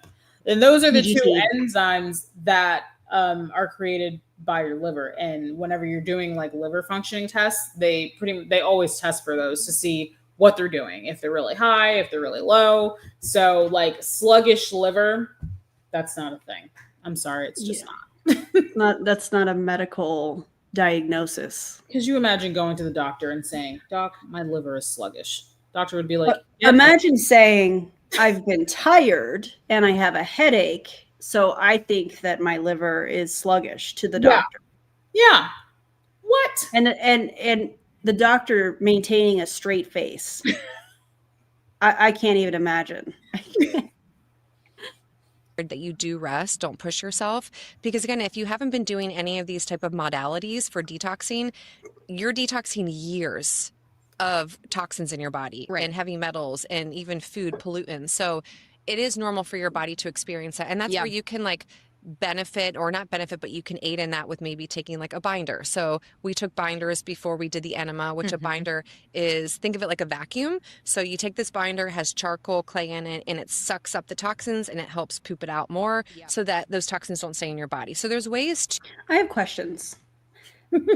we talked about binders a lot when we were previewing this. Yeah, I remember. And you can elaborate on that if you would like to. But my question is, when we're talking about charcoal and we're talking about clay, I think of it like, for example, a clay mask sucks everything out, which is why hydration after you do a clay mask or something like that is so important. And I'm just wondering if it's that kind of concept with a clay mask, what is that doing internally? Wouldn't that essentially dehydrate and get rid of all of the good stuff in the GI tract that we're talking about, as well as the toxins, as they're referring to? I don't know if I'm thinking about that correctly, but that is kind of my thought process, my question, if you will, in all of that. No, that's a good point, because if that were the case, then how does the charcoal know to only suck up the toxins? And also, again, I ask, which toxins? Right. Which toxins are we binding? I've seen binders in the hospital, like people who have end-stage renal disease and their kidneys, they have to limit phosphorus, and for other conditions, like people have to watch their calcium levels. It sucks up all the good stuff. Yeah. I have seen calcium binders and phosphate binders used, and that is technically, like, I'm not a pharmacist, but like I just know how they work, as they bind the excess calcium and the excess phosphorus in your blood, in your body, and then it helps you excrete it so that it doesn't have to go through your kidneys and make your kidneys work harder. So that's how those drugs work. But she said charcoal and clay. What toxins do they attract? How do they attract those toxins? Yeah. That's what I'd like to ask her. Yeah, because certain binders, from making sure I'm understanding what you just said, certain binders are only going to bind with certain chemical compounds within the body. They're designed to work for a specific compound. Or I don't know if it's really, you mentioned calcium. Those aren't compounds, but yeah. So this almost seems like a generic, let's just get rid of everything. And if we're getting rid of everything, how would that not potentially cause imbalances in like the pH and things of that nature? I mean, I know our bodies are so smart at maintaining homeostasis, of course, but these are just some of the things that I'm thinking about today as we're watching. Like, how does the charcoal and the clay mixture know to bind only the toxins and not also bind like some of the good bacteria that are in your gut? It's kind of like the parasite cleanses, where people go through their poop and what we're seeing is not actually parasites, it's actually the lining of their intestines. You know, they're like, look at this parasite. You know, it's that kind of, for me, I feel like it's that kind of a thing. Well, are we really doing more good, or are we really doing more harm by removing everything from a system that does a very good job of running on its own? You know, unless there's disease processes and stuff like that, of course. But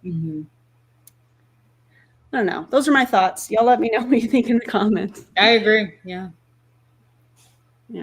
To help aid and having less symptoms, or even like the castor oil liver pack. Yes. That helps as well. But everyone's body responds differently. You just have to give it time and just keep doing it, and you'll start to see the positive It's similar effects. to when a client comes into the Faster Way to Fat Loss for the first time. They're fasting Monday, Tuesday. They're limiting their processed foods. They're limiting their carbs. Sometimes on Tuesday afternoon or Wednesday morning, clients report having a headache or feeling extra tired. But many times that's because they are detoxifying. And so I often will say, okay, have some electrolytes. The Faster Way hydration product is great. Even just water with some sea salt and some... Have some electrolytes. The Faster Way hydration product is great. Yeah. No Gatorade. Gatorade's a toxin. You got to use the Faster Way hydration product. If I find out, this is my warning. This is my public warning to Faster Way to Fat Loss. If I find out that coffee enemas are a part of your protocol, I'm going to riot. I was just thinking that. I'm going to riot. We will riot. Brianna and I will riot, whether Just it's the two of us. whether it's on the live stream or our own channels. We will riot. I will go into the lack of scientific evidence. Mm-hmm. This stuff is easy to debunk. It's really easy. Just takes some time and some research. Somebody said, I'm just looking at comments. I knew somebody was going to say something about Jessica Hickson. Somebody said, Yeah. Jessica Hickson got caught up in the parasite thing. Very sad. Yep. I remember something like that. You know, somebody made a video about Jessica Hickson. I think that ruffled some feathers. You sure did. Who was that? Somebody did that. Yep. That was you. Oh, was it? Oh, there I go again. Stirring the pot. Ruffling feathers. Damn me.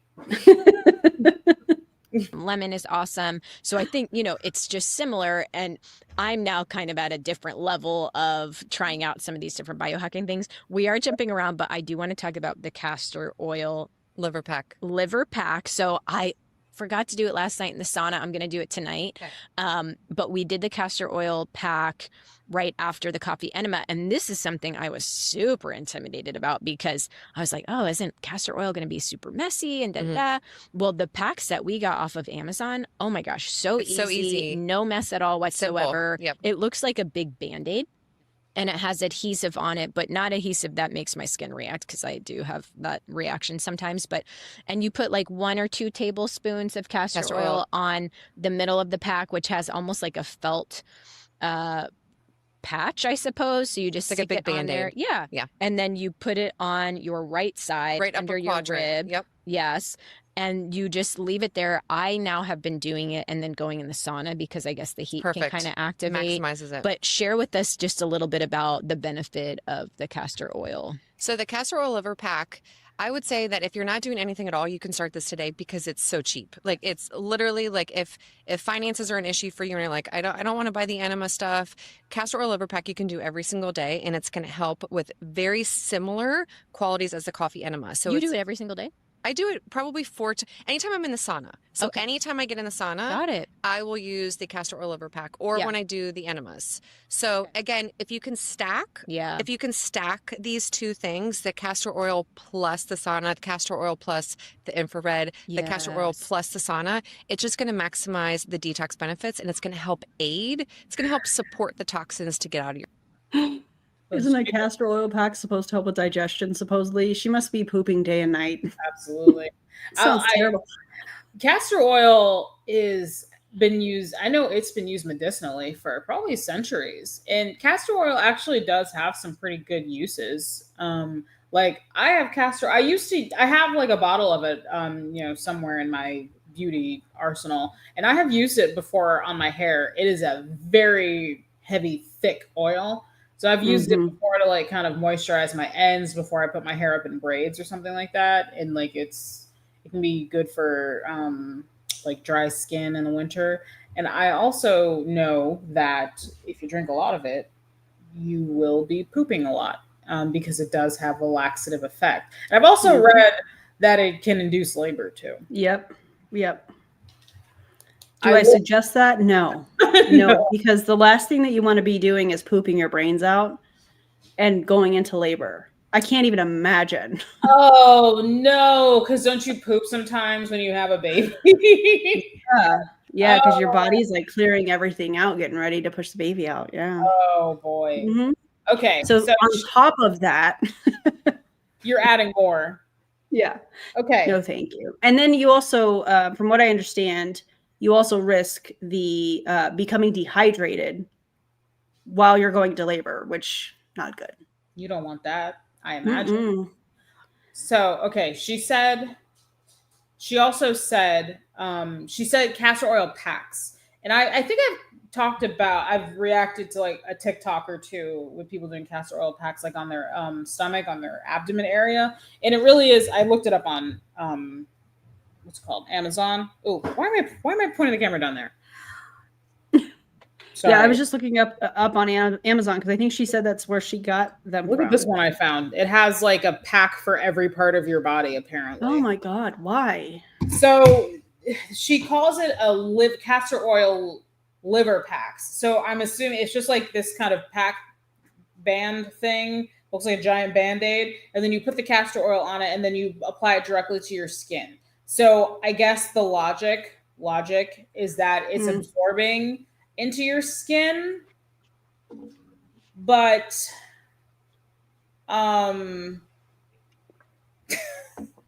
how is it getting to your liver if you're just putting it on top of your skin?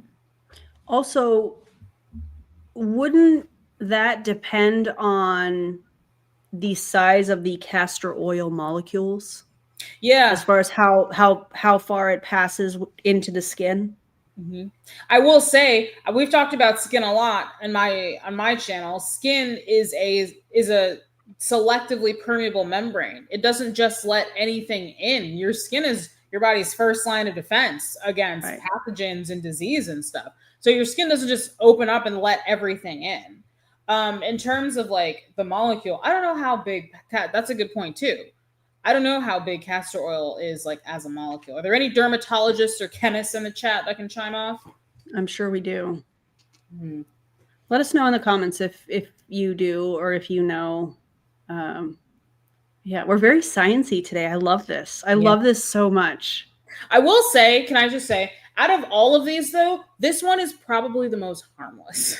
Yeah, I agree. Because is it stupid? Yeah. Like, is it probably not doing anything beyond just getting your skin all goopy with castor oil? Probably not doing anything. But also, like, you know, we'll talk to them, and you know, they believe that it's actually doing something. I call that the placebo effect. You know, the power of persuasion. They believe it's helping, so it does. And really, this one is probably harmless. Yeah, I think they'll have very moisturized skin at the end of the day. Yeah, in that one area. Yeah. Your system much better. Right. So again, with the castor oil, what it does is it helps remove toxins. It helps with bile production. It does not stimulate the production of glutathione. Only the coffee enema does that. So the castor oil liver pack doesn't stimulate glutathione, only that because again, it is internal and it's triggering that through the coffee and those ingredients. When I do the castor oil pack, when then later that night I'll be laying on my PEMF mat. Listen to us. We have a lot of things. I told you this. We need a part 2. PMF. It's an EMF mat. There's an MLM company. I think it's Frequence. Have you heard of that company? I think so. Yeah. Okay. Frequence. Their whole thing is mushroom juice. That's the term. You know how every MLM company, if they have supplements, they don't call it what it actually is. Yeah. They think that it's building curiosity, blah, blah, blah. So theirs is mushroom juice. And I think they're coming out with like an EMF detector or something that prevents something or other. EMF. Did she call it EMF mat? I think she said PEMF mat. That's what I thought. Yeah. PEMF. Yep. Oh yeah, it came up. Holy crap! Are you on the Magna Wave website? No, the first one that came up when I typed in PEMF mat is higher dose.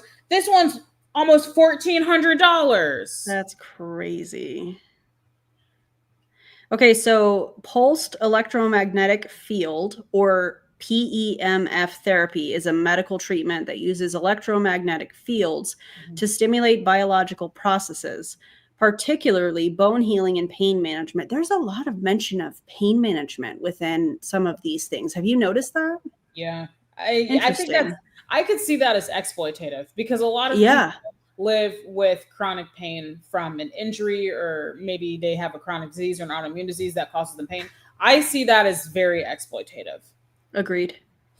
Oh my God. Let's see. It involves applying magnetic field pulses to tissue, including an electrical current that can enhance cellular function and tissue regeneration. PEMF therapy is considered non-invasive and relatively safe, with potential benefits for various conditions, including non-union fractures, osteoarthritis, and chronic pain. I think it's important to mention the effectiveness. Yeah, because this is another one of those that's like, it's probably harmless, but is it a waste of money? Probably. I'm looking at one that is $6,275. That's crazy. Yeah. So while promising the effectiveness of PEMF therapy can vary depending on the condition and the individual response. All right. So whatever you say. Okay. Yeah. My ozone there. Yeah, we really do. So when I'm laying on my PEMF mat at night after doing the castor oil liver packs, my liver feels inflamed almost. It's probably because it's sluggish, and you probably need to do a liver gallbladder flush. Yeah. What? Oh my God. Allie really said that with her whole chest. She said that with her whole chest and meant it. How does your liver feel inflamed? Like, what does it feel like? Because, do you know what inflammation of the liver is? Hepatitis. So you feel like you have hepatitis means inflammation of the liver. So you feel your liver being inflamed? What? I can't. Why? With her entire chest, whatever you just dropped, same. That's how I feel. Oh my gosh. My God. Because that's what happens is that if you ever feel, and I'll go back to my history, I just naturally have digestive issues. I'm an O blood type. We tend to carry stuff in our gut. And we were just talking about blood types the other night. Hi, I'm O positive. I have O blood, so I carry things in my gut, apparently. And we all have a pulse, so we have parasites according to them. Damn it. Guess we're all screwed. Yeah. And that's where I carry my stress. And I did every single test in the world 10 years ago. Like, HIDA scan to check for, my gallbladder. I did CT scan. They're like, nothing's wrong with you. And I'm like, it's my stress. Like, it's my stress. And that's when I was like, okay, what can I do? Yeah. And then even my acupuncturist, he was like, Allie, he's like, you carry all your emotions in your liver. He was like, so you feel, and I would always feel something here. Like, I'm like, something's wrong with my stomach. And I'm like, it's actually my liver. And that's where I realized I definitely have a sluggish liver. And this is giving Facebook before and after testimonials. That's what this is giving right now. This is giving, let me be more specific. This is giving LifeWave before and after testimonials in their Facebook group that I'm a part of. I'm in the Facebook group watching all of these things happen. That's what this is giving. Also, can I just say her acupuncturist told her that she has that she carries her stress in her liver. There's a comment I just saw it. Somebody mentioned hypochondriac. And I didn't, or she's a hypochondriac. There it is. I didn't consider that. I feel like the wellness industry exploits people who are really hypochondriacs. Yeah. Because it's really, the industry is like really good at making you think you have all these problems. And they use things like vague symptoms, like being tired or having a headache, to make you think that you have a sluggish liver or parasitic worms or something like that, to then make you buy a solution to that problem.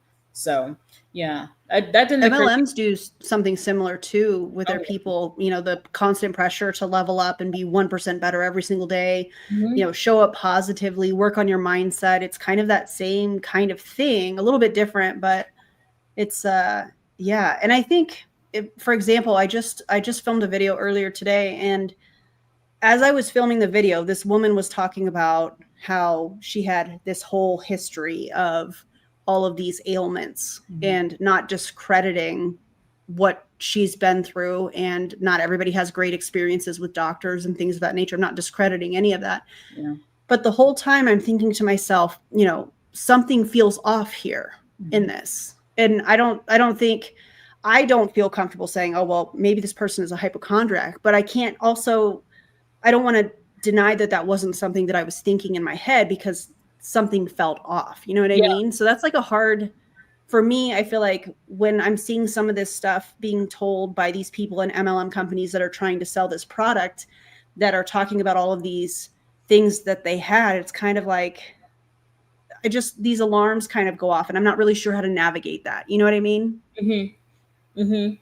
Yeah. These little, not little, but these things that they do, like the castor oil liver packs and the coffee enemas and the gallbladder liver detox, whatever's, all of this stuff probably does absolutely nothing to benefit their health. In fact, the coffee enemas specifically are probably harming them in some small way, but it makes them feel like they're doing something beneficial and like helping their health and serving their health. And it makes them feel like they're doing something.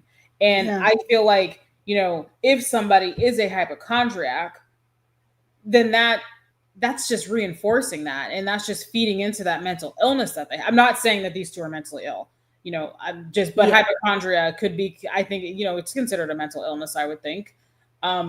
But that's just feeding into like the mental illness of believing that something is wrong with you. And you're doing these things, believing that you're fixing the thing that you think is wrong with you. Yeah. Yeah, that makes sense. Just interesting. That's where you can do the castor oil, you can do the enemas. Those are all great. But if your liver is filled, if your gallbladder specifically is filled with gallstones and sluggish, which mine did have, then really you're kind of like, you're doing stuff, but you're not cleaning it out entirely. And I will admit that I recently just did the liver gallbladder flush. I just recently did it because I was like, why am I doing all of these things? And I still feel like something's like, I don't feel clean, like fully. And when I did that liver flush and I saw all the green gallstone, it was disgusting. And it was slime. And there was Her system must be so tired. Oh, yeah. I can't even imagine. Oh, yeah, absolutely. Her intestines and her liver is probably working overtime, but not because she's detoxing it, probably because she's trying to work out and sort through all the crap that she's putting in her body all the time. All the unnecessary stuff that she's shoving up her butt and all the things. There's a comment Which comment? that I want you to highlight. Cyanotype moon. I think sometimes it's easier to want to right there. Yeah. I think sometimes it's easier to want to do all these things and just admit that bodies can break and fall apart, especially as we age, even if we're healthy, because there's control there. I think that is so dead on.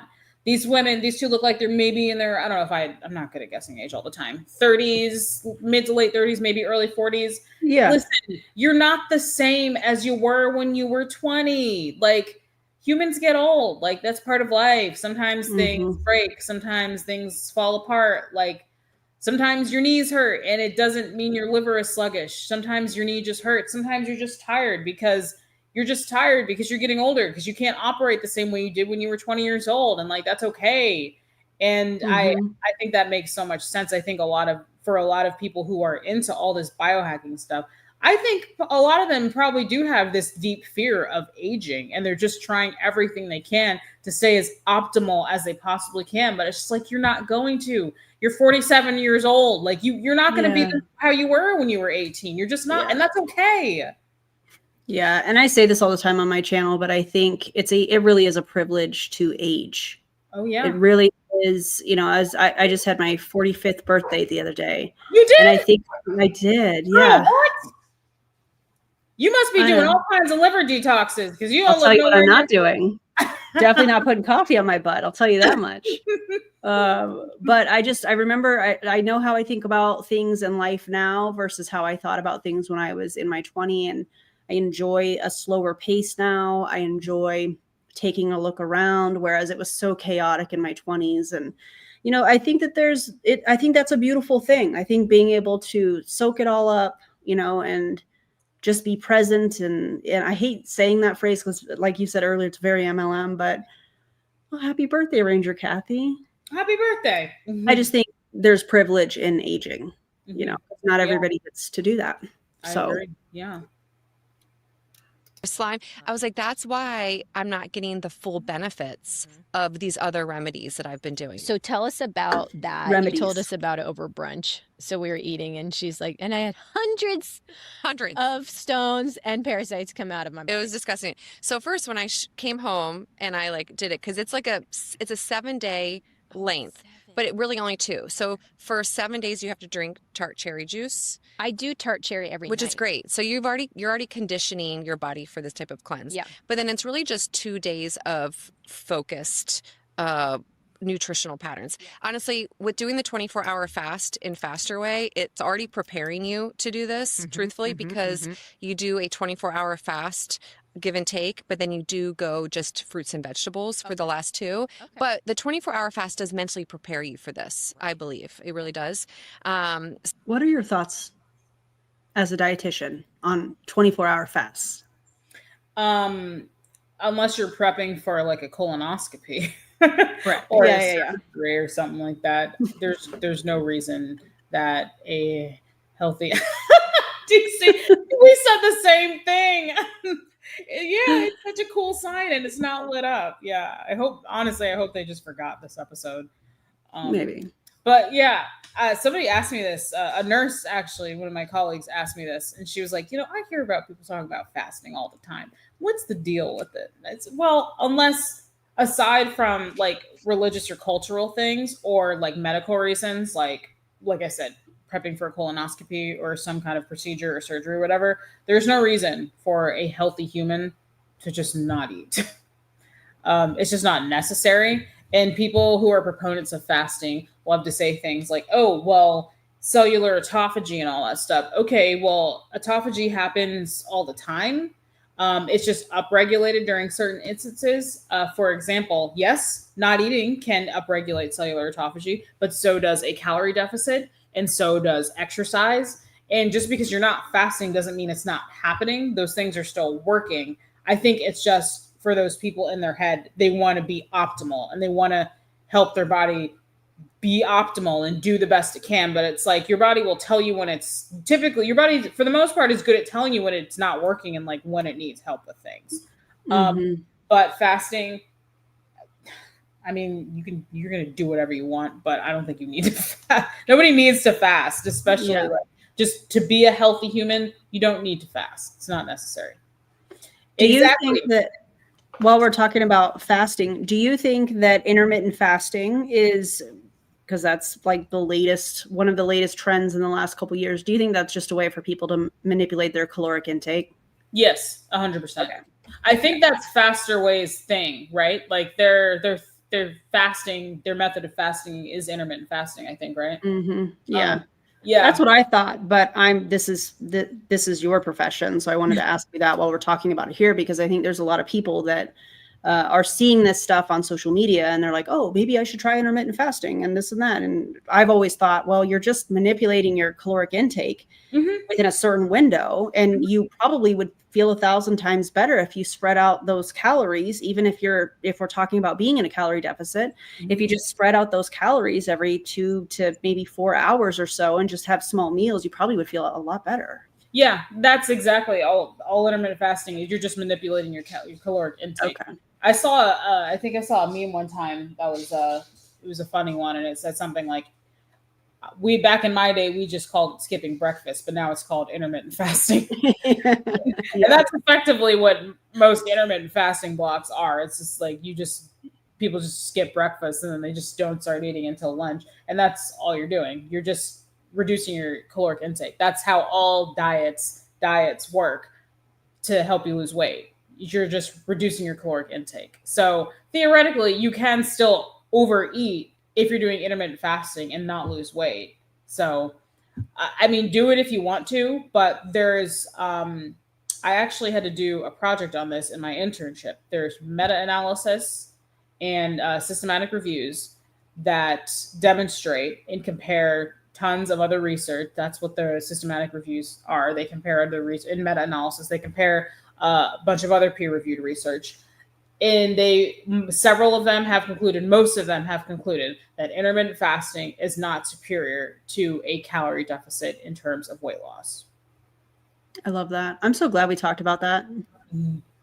Especially talked about it here on this live stream. I just really am grateful for that. So yeah, thank you. Appreciate that. Yeah. So when I did it, I remember showing Steven, my husband, he's like, please tell me you didn't show those on social. I'm like, oopsie, I already showed everyone my gallstones. Oopsie. And I was like, this is No, so thank cool. you. I'm like, who wouldn't want to do this? Because it shows you what's in your body. So for me, I wouldn't want to do that. What? The amount of them that love to just play in their poop and play with things that come out of their body, take pictures of those things, and then put those pictures online. What is wrong with you people? Listen, I used to get paid in the lab to do some of those things, and I didn't even like doing a lot of those things when I was getting paid in the lab to do it. No, thank you. Shout out to all the lab techs. Yeah. that's, let's just say 40 years, 40 years of toxins, heavy metals that have been stored in my gallbladder and liver, because I haven't done it until recently because I didn't really understand it, truthfully. One of our top coaches has gallbladder issues, and I should tell her about this. And because I have a you should not. You should refer her to a doctor. No, you should not tell her about this. Oh my God, Amanda, maybe stay in your lane. How about that? Yeah. Also, I forgot to say the thing about the heavy metals. I said this when we were talking. They keep bringing it up. She said she had 40 years of heavy metals in her liver, or whatever she just said. So prove it, people. Pay attention, because I've had several formulas tested. Pay attention. Write this down. Here's what I know about specifically lead in terms of heavy metals. My home was built in 1973. When we were buying our house a few years ago, we used a VA loan, and VA loans are really strict with like appraisers and home inspections and all that kind of stuff. And our home inspector, it might have been our appraiser, I forgot whatever I said to you the other day, I think it was our appraiser, was like, there's probably lead paint in these windows, because we still have original windows in our house. There's probably lead paint on these windows. They need to cover the paint up. They, as in the homeowners at the time, people who we were buying the house from. They never even tested the windows. They just assumed that because the year that our house was built was kind of right on the cusp of when lead paint started being phased out, because people realized how dangerous it was, how toxic lead was to you. But this prompted me to do a whole bunch of research on lead paint. And this is available on the Center for Disease Control website, cdc.gov. Once you are poisoned with lead, you are not detoxing from it. Lead poisoning is permanent. If you are exposed to lead and it's in your body and it's doing horrible things to you, that's it. You're done. You're not detoxing from it. I don't know. She's not specifically saying lead, but when they talk about heavy metals, they're usually talking about lead as well as others. So mercury, cadmium, arsenic. Exactly. Yeah. So that's what I know about lead, at least. Like, you're not detoxing from lead poisoning. Once you're poisoned by lead, you're poisoned by lead. It's permanent. Yeah. Wild. I'm glad. I forgot that we talked about that along with looking up pictures of gallstones, which I thought, don't do that. Don't don't do it, you guys. Wouldn't recommend. Sluggish liver, I feel like this is the next step for me as well. You literally drank extra virgin olive oil with Epsom salt. Yes. So at night, what you do is you take, at nighttime, there's 3 doses of Epsom salt. So it's 1 tablespoon in 4 ounces of water. Doses? Doesn't taste good. You just chug it. Yeah. So every 2 hours, you take 3 rounds. And then right before you go to bed, Wait a you minute. drink a cup of extra. Is it 3 tablespoons of salt? Let's back it up a little bit. Yeah. Because I was like, she lost me at doses. Yeah. Yikes. Okay, let's see. Is the next step for me as well. You literally drank extra virgin olive oil with Epsom salt. Yes. So at night, what you do is you take, at nighttime, there's 3 doses of Epsom salt. So it's 1 tablespoon in 4 ounces of water. Doesn't taste good. You just chug it. Yeah. So every 2 hours, you take 3 rounds. And then right before you go to bed, you drink a cup of extra virgin olive oil. So great. with some grapefruit juice, and then you just chug it. So you can put orange juice, but it has to be like fresh pressed, so there's no like toxins or Can't be chemicals in it. kombucha, has to be. No, it has to be. I did fresh grapefruit juice, or you could do lemon juice or orange juice. Yeah. Grapefruit juice. Yeah. And then you drink it, and then you go straight to bed, and then you lay on your right side. Okay, so right when you get to bed, so that again, it's your liver, your gallbladder, and it's just sitting in there. But why your right side and not your left side? Because it's different. So with your gallbladder and liver is over here. Yeah. So It's on your right side. it's on your right side. So when you're laying on that side, you're eased up like this. So it's just sitting there, the oil. So what it's doing is the oil is softening the stones. Got you. Where the enema, you're on the other side, and that's because it's flowing. So you're trying to open up the flow. So it's the opposite side for each procedure. So what happens is the extra virgin olive oil softens the stones, and then the Epsom salt actually squeezes the bile ducts so that the stones are going to be forced out. Ooh. Yeah. And you don't feel them because what happens is they become almost like putty, almost like Play-Doh. And I was like, I'm going to have nothing. I was like, I've been detoxing for years. I'm going to be great. And I was like, by the third bowel movement, I was like, this is hundreds of stones. And it wasn't just hundreds of stones. There was like little seeds in it, like little black, like I took pictures to show my functional medicine doctor. And I'm like, what are these? Are these parasites? Are these like, I don't know what this stuff is. Like there was so much of it. And I had a total of 6 bowel movements in the morning. And every single one was full of gallstones. Full of gallstones. And like little buggy looking things. It was disgusting. But I was like, wow, I feel so empowered that I just cleaned that out of my system. Yes. So they say you want to do that pretty much every single month until you have none. Wow. And then you can do it twice per year. So ideally, you should have none. Yeah. Okay. I don't even know what to say. Somebody said she broke Brianna. I think it was the sound effect in combination with that, because she has no idea what's coming. For a second, I thought that was like coming from the podcast, but I was like, there's no way they No, that was me. I was being sneaky. Oh. I don't even know what to say to any of this. I don't either. Taking in Epsom salt? And then she said the Epsom salt helps your gallbladder squeeze the gallstones into Play-Doh yeah consistency. And then it goes into your stomach, through your intestines, small and large, and then you poop it out whole. Poop out your gallstones whole. And she showed a picture of her functional medicine doctor. Hundreds and hundreds of gallstones. Mm-hmm. Pooped 6 times, hundreds of gallstones in them. You know what's crazy? I'm actually getting a headache from this. I must need to detox. I get it. You need to do a liver detox, a liver flush. Mm-hmm. Yeah.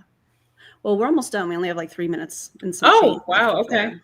I mean, time has flown by. I've had fun. I hope you have too. Oh, absolutely. Oh God, this is wild. That's my next step. We are going to have to do part 2. But here's what I'll say, because some of you are listening and you've made it to the end, but you're really overwhelmed. And you're like, oh my God, like, first of all, it sounds expensive. It sounds time consuming. It sounds confusing. First step, intermittent fast. Okay. First 100%. step, free, easy, not easy, but straightforward, 24-hour fast with the VIP community, with the new client community. Oh, there's the pitch. Did you catch that? It took us this long to get here. Yeah, I'm actually shocked it took us this long to get here. So this is their 6-week program that they do for new people, and then it's like a $99 charge monthly. Excuse me. Okay. And I believe that's what the VIP is. Correct me if I'm wrong, if anybody is aware. Obviously, we're not covering all of that here. I did do a faster way to fat loss video, and I know Brianna said earlier today that she has one that she's been working on the script. So hopefully we'll see that. Mm-hmm.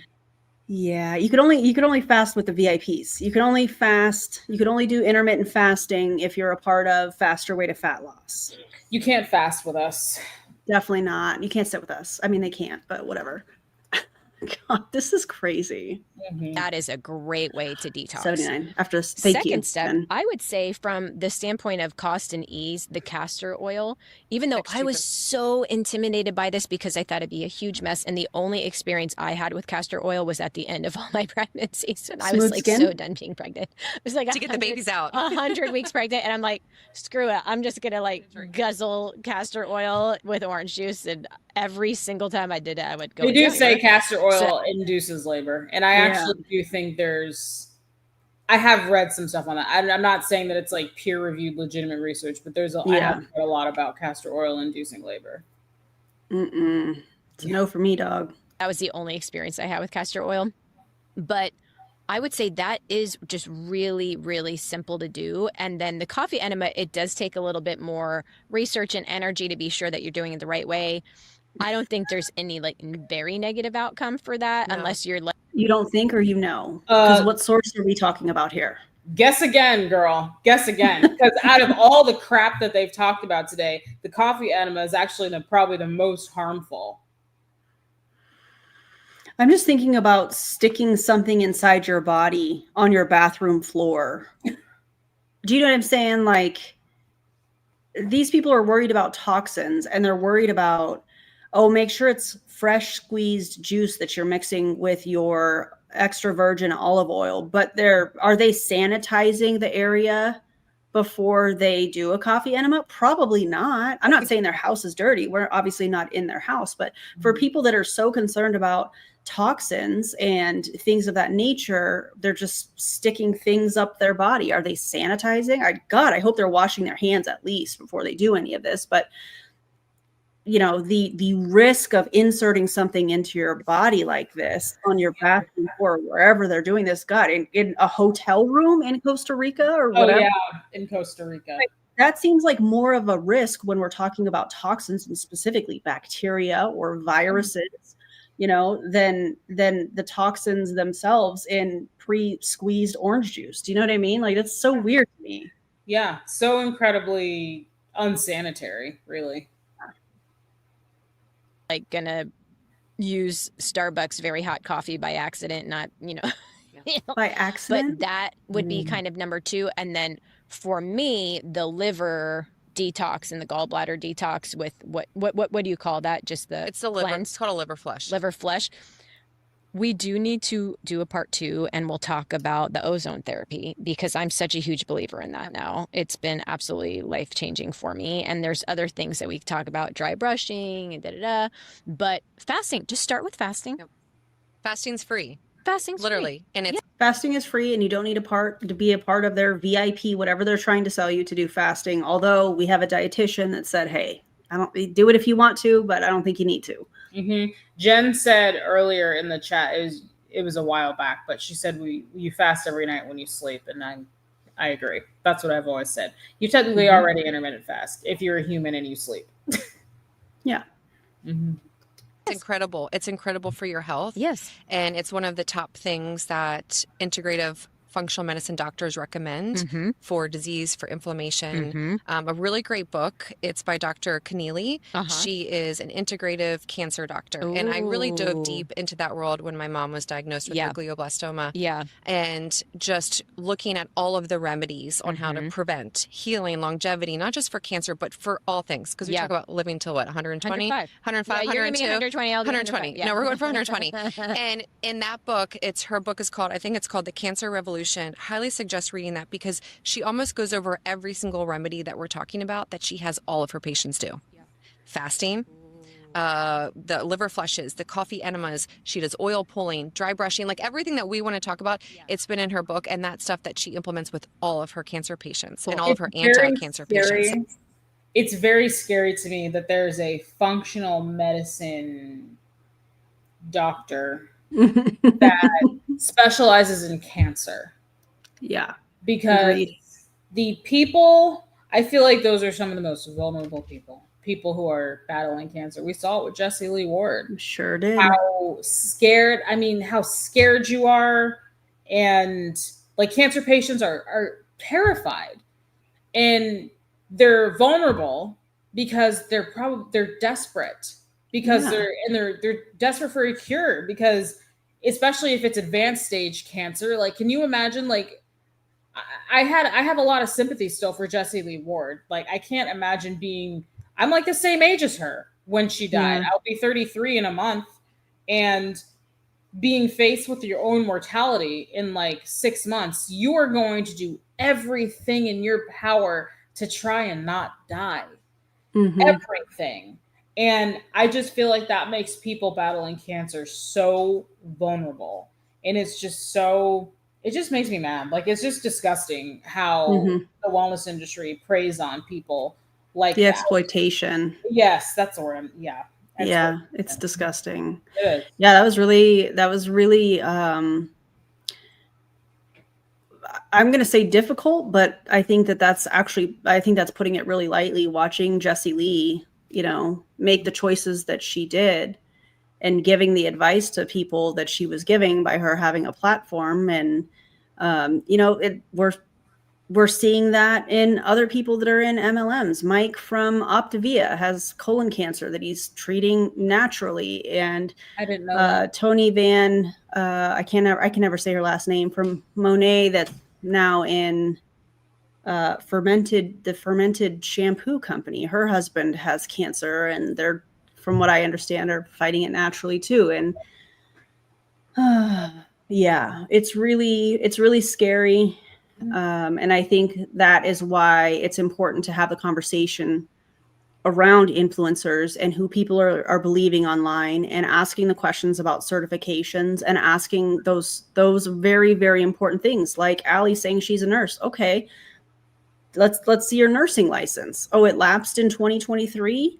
Interesting. I think these things are important questions to ask. So when you see people that are pushing these pseudoscientific type things, instead of just saying, oh, they have 300,000 followers on Instagram, so clearly they're calling themselves a functional medicine doctor or whatever, instead of just believing them, doing your own research and asking people for their credentials. And if people get weird about their credentials, that should be a red flag. 100%. Because I can't see Brianna saying, when somebody says, well, who are you certified through, or where did you go to school? Tell me about your educational background. I can't see her saying, oh, how dare you ask me that? She's going to say it proudly because she worked for it. She's proud of it. I'll give you my license number if I remembered it. But you'll get it. Yeah, I know where it is because I have it. Yeah. So I just think that this is an important conversation that especially the anti-MLM movement needs to be having. Is these are questions that you should be asking these people that you're seeing on social media using these blanket, marketing generic buzzword terms, trying to sell you a product or a coffee enema or any of these other things, getting glutathione from an IV guy. These are very dangerous things that we're seeing on social media. And so we have to continue to keep calling it out. Yeah. We're almost done here. So it's a great book if you're wanting to read something. And I know you'll link stuff, but I can send you the books and you can link. There's a book on the gallbladder liver flush. Cool. There's that book by Dr. Keneally. So there's a couple of resources I can send to you. You can link them. We'll put some links in the notes here, but tell us where we can find and follow you as well. Allie Tessitore on Instagram. Unless she has you blocked, like she has Brianna and I blocked for absolutely no reason. We still found her profile, but hey, it's fine. And have you posted on a highlight about the gallbladder and liver flush? Okay, so look at the highlights. That's awesome. And you know what I'll do also? I will go back and I will save our biohacking party that we did with the enemas, and I'll share some of the stuff because it will show like us doing the lymphatic drainage. It's showing us do the red light. It's showing us like. By the way, Eloise is a pharmacist. Yes. And she has covered the coffee enemas. She has videos on it. So go and check out her channel as well. She's amazing. I didn't know that. I have to look at her videos. Yes, go subscribe. And if you're not already subscribed to Brianna's channel and you're watching on my channel, make sure you subscribe to hers. Vice versa, if you're watching on Brianna's channel, I would love to have you over here as well. Yeah, subscribe to Erin. Appreciate y'all. Drinking our post juice. So I'll like put that on a highlight story so they can go and watch that. And I'll just say Allie and Amanda biohacking. Okay. Like so they can find it. Love it. Please All right. do. I hope you guys enjoyed this. We'll do a part two as well. We hope you enjoy the rest of your day. Bye everyone. Goodbye. I'm on her Instagram. from which I am blocked on my main account. And I don't see a highlight. I see blood work, nutrition, tips, mentorship, motherhood, and workouts. Those are the only highlights I see. Now, Allie, why didn't you do that? When did she post this video? Hold on, I'm gonna look. I think it's probably 5 or This 6. video, that was a month ago. Allie, what are we doing? Oh, this was more recent than I thought. Okay. Yeah, this YouTube video was from a month ago. Okay. All right. Wow. Well, what a wild ride. That was a ride. Yeah. So let's just recap. Coffee for your mug. Mm-hmm.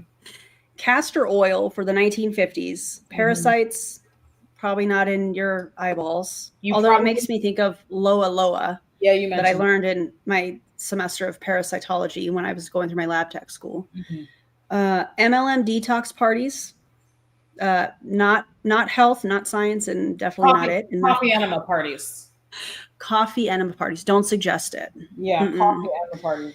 That's a great way to get people to not come to your house. Yeah.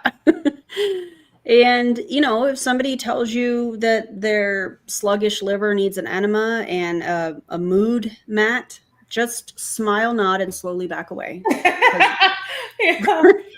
Always said coffee has great benefits orally, and I concur. Yes. Absolutely. Also, I really feel like real health is kind of boring, and the boring part of real health is actually what works. What do you think?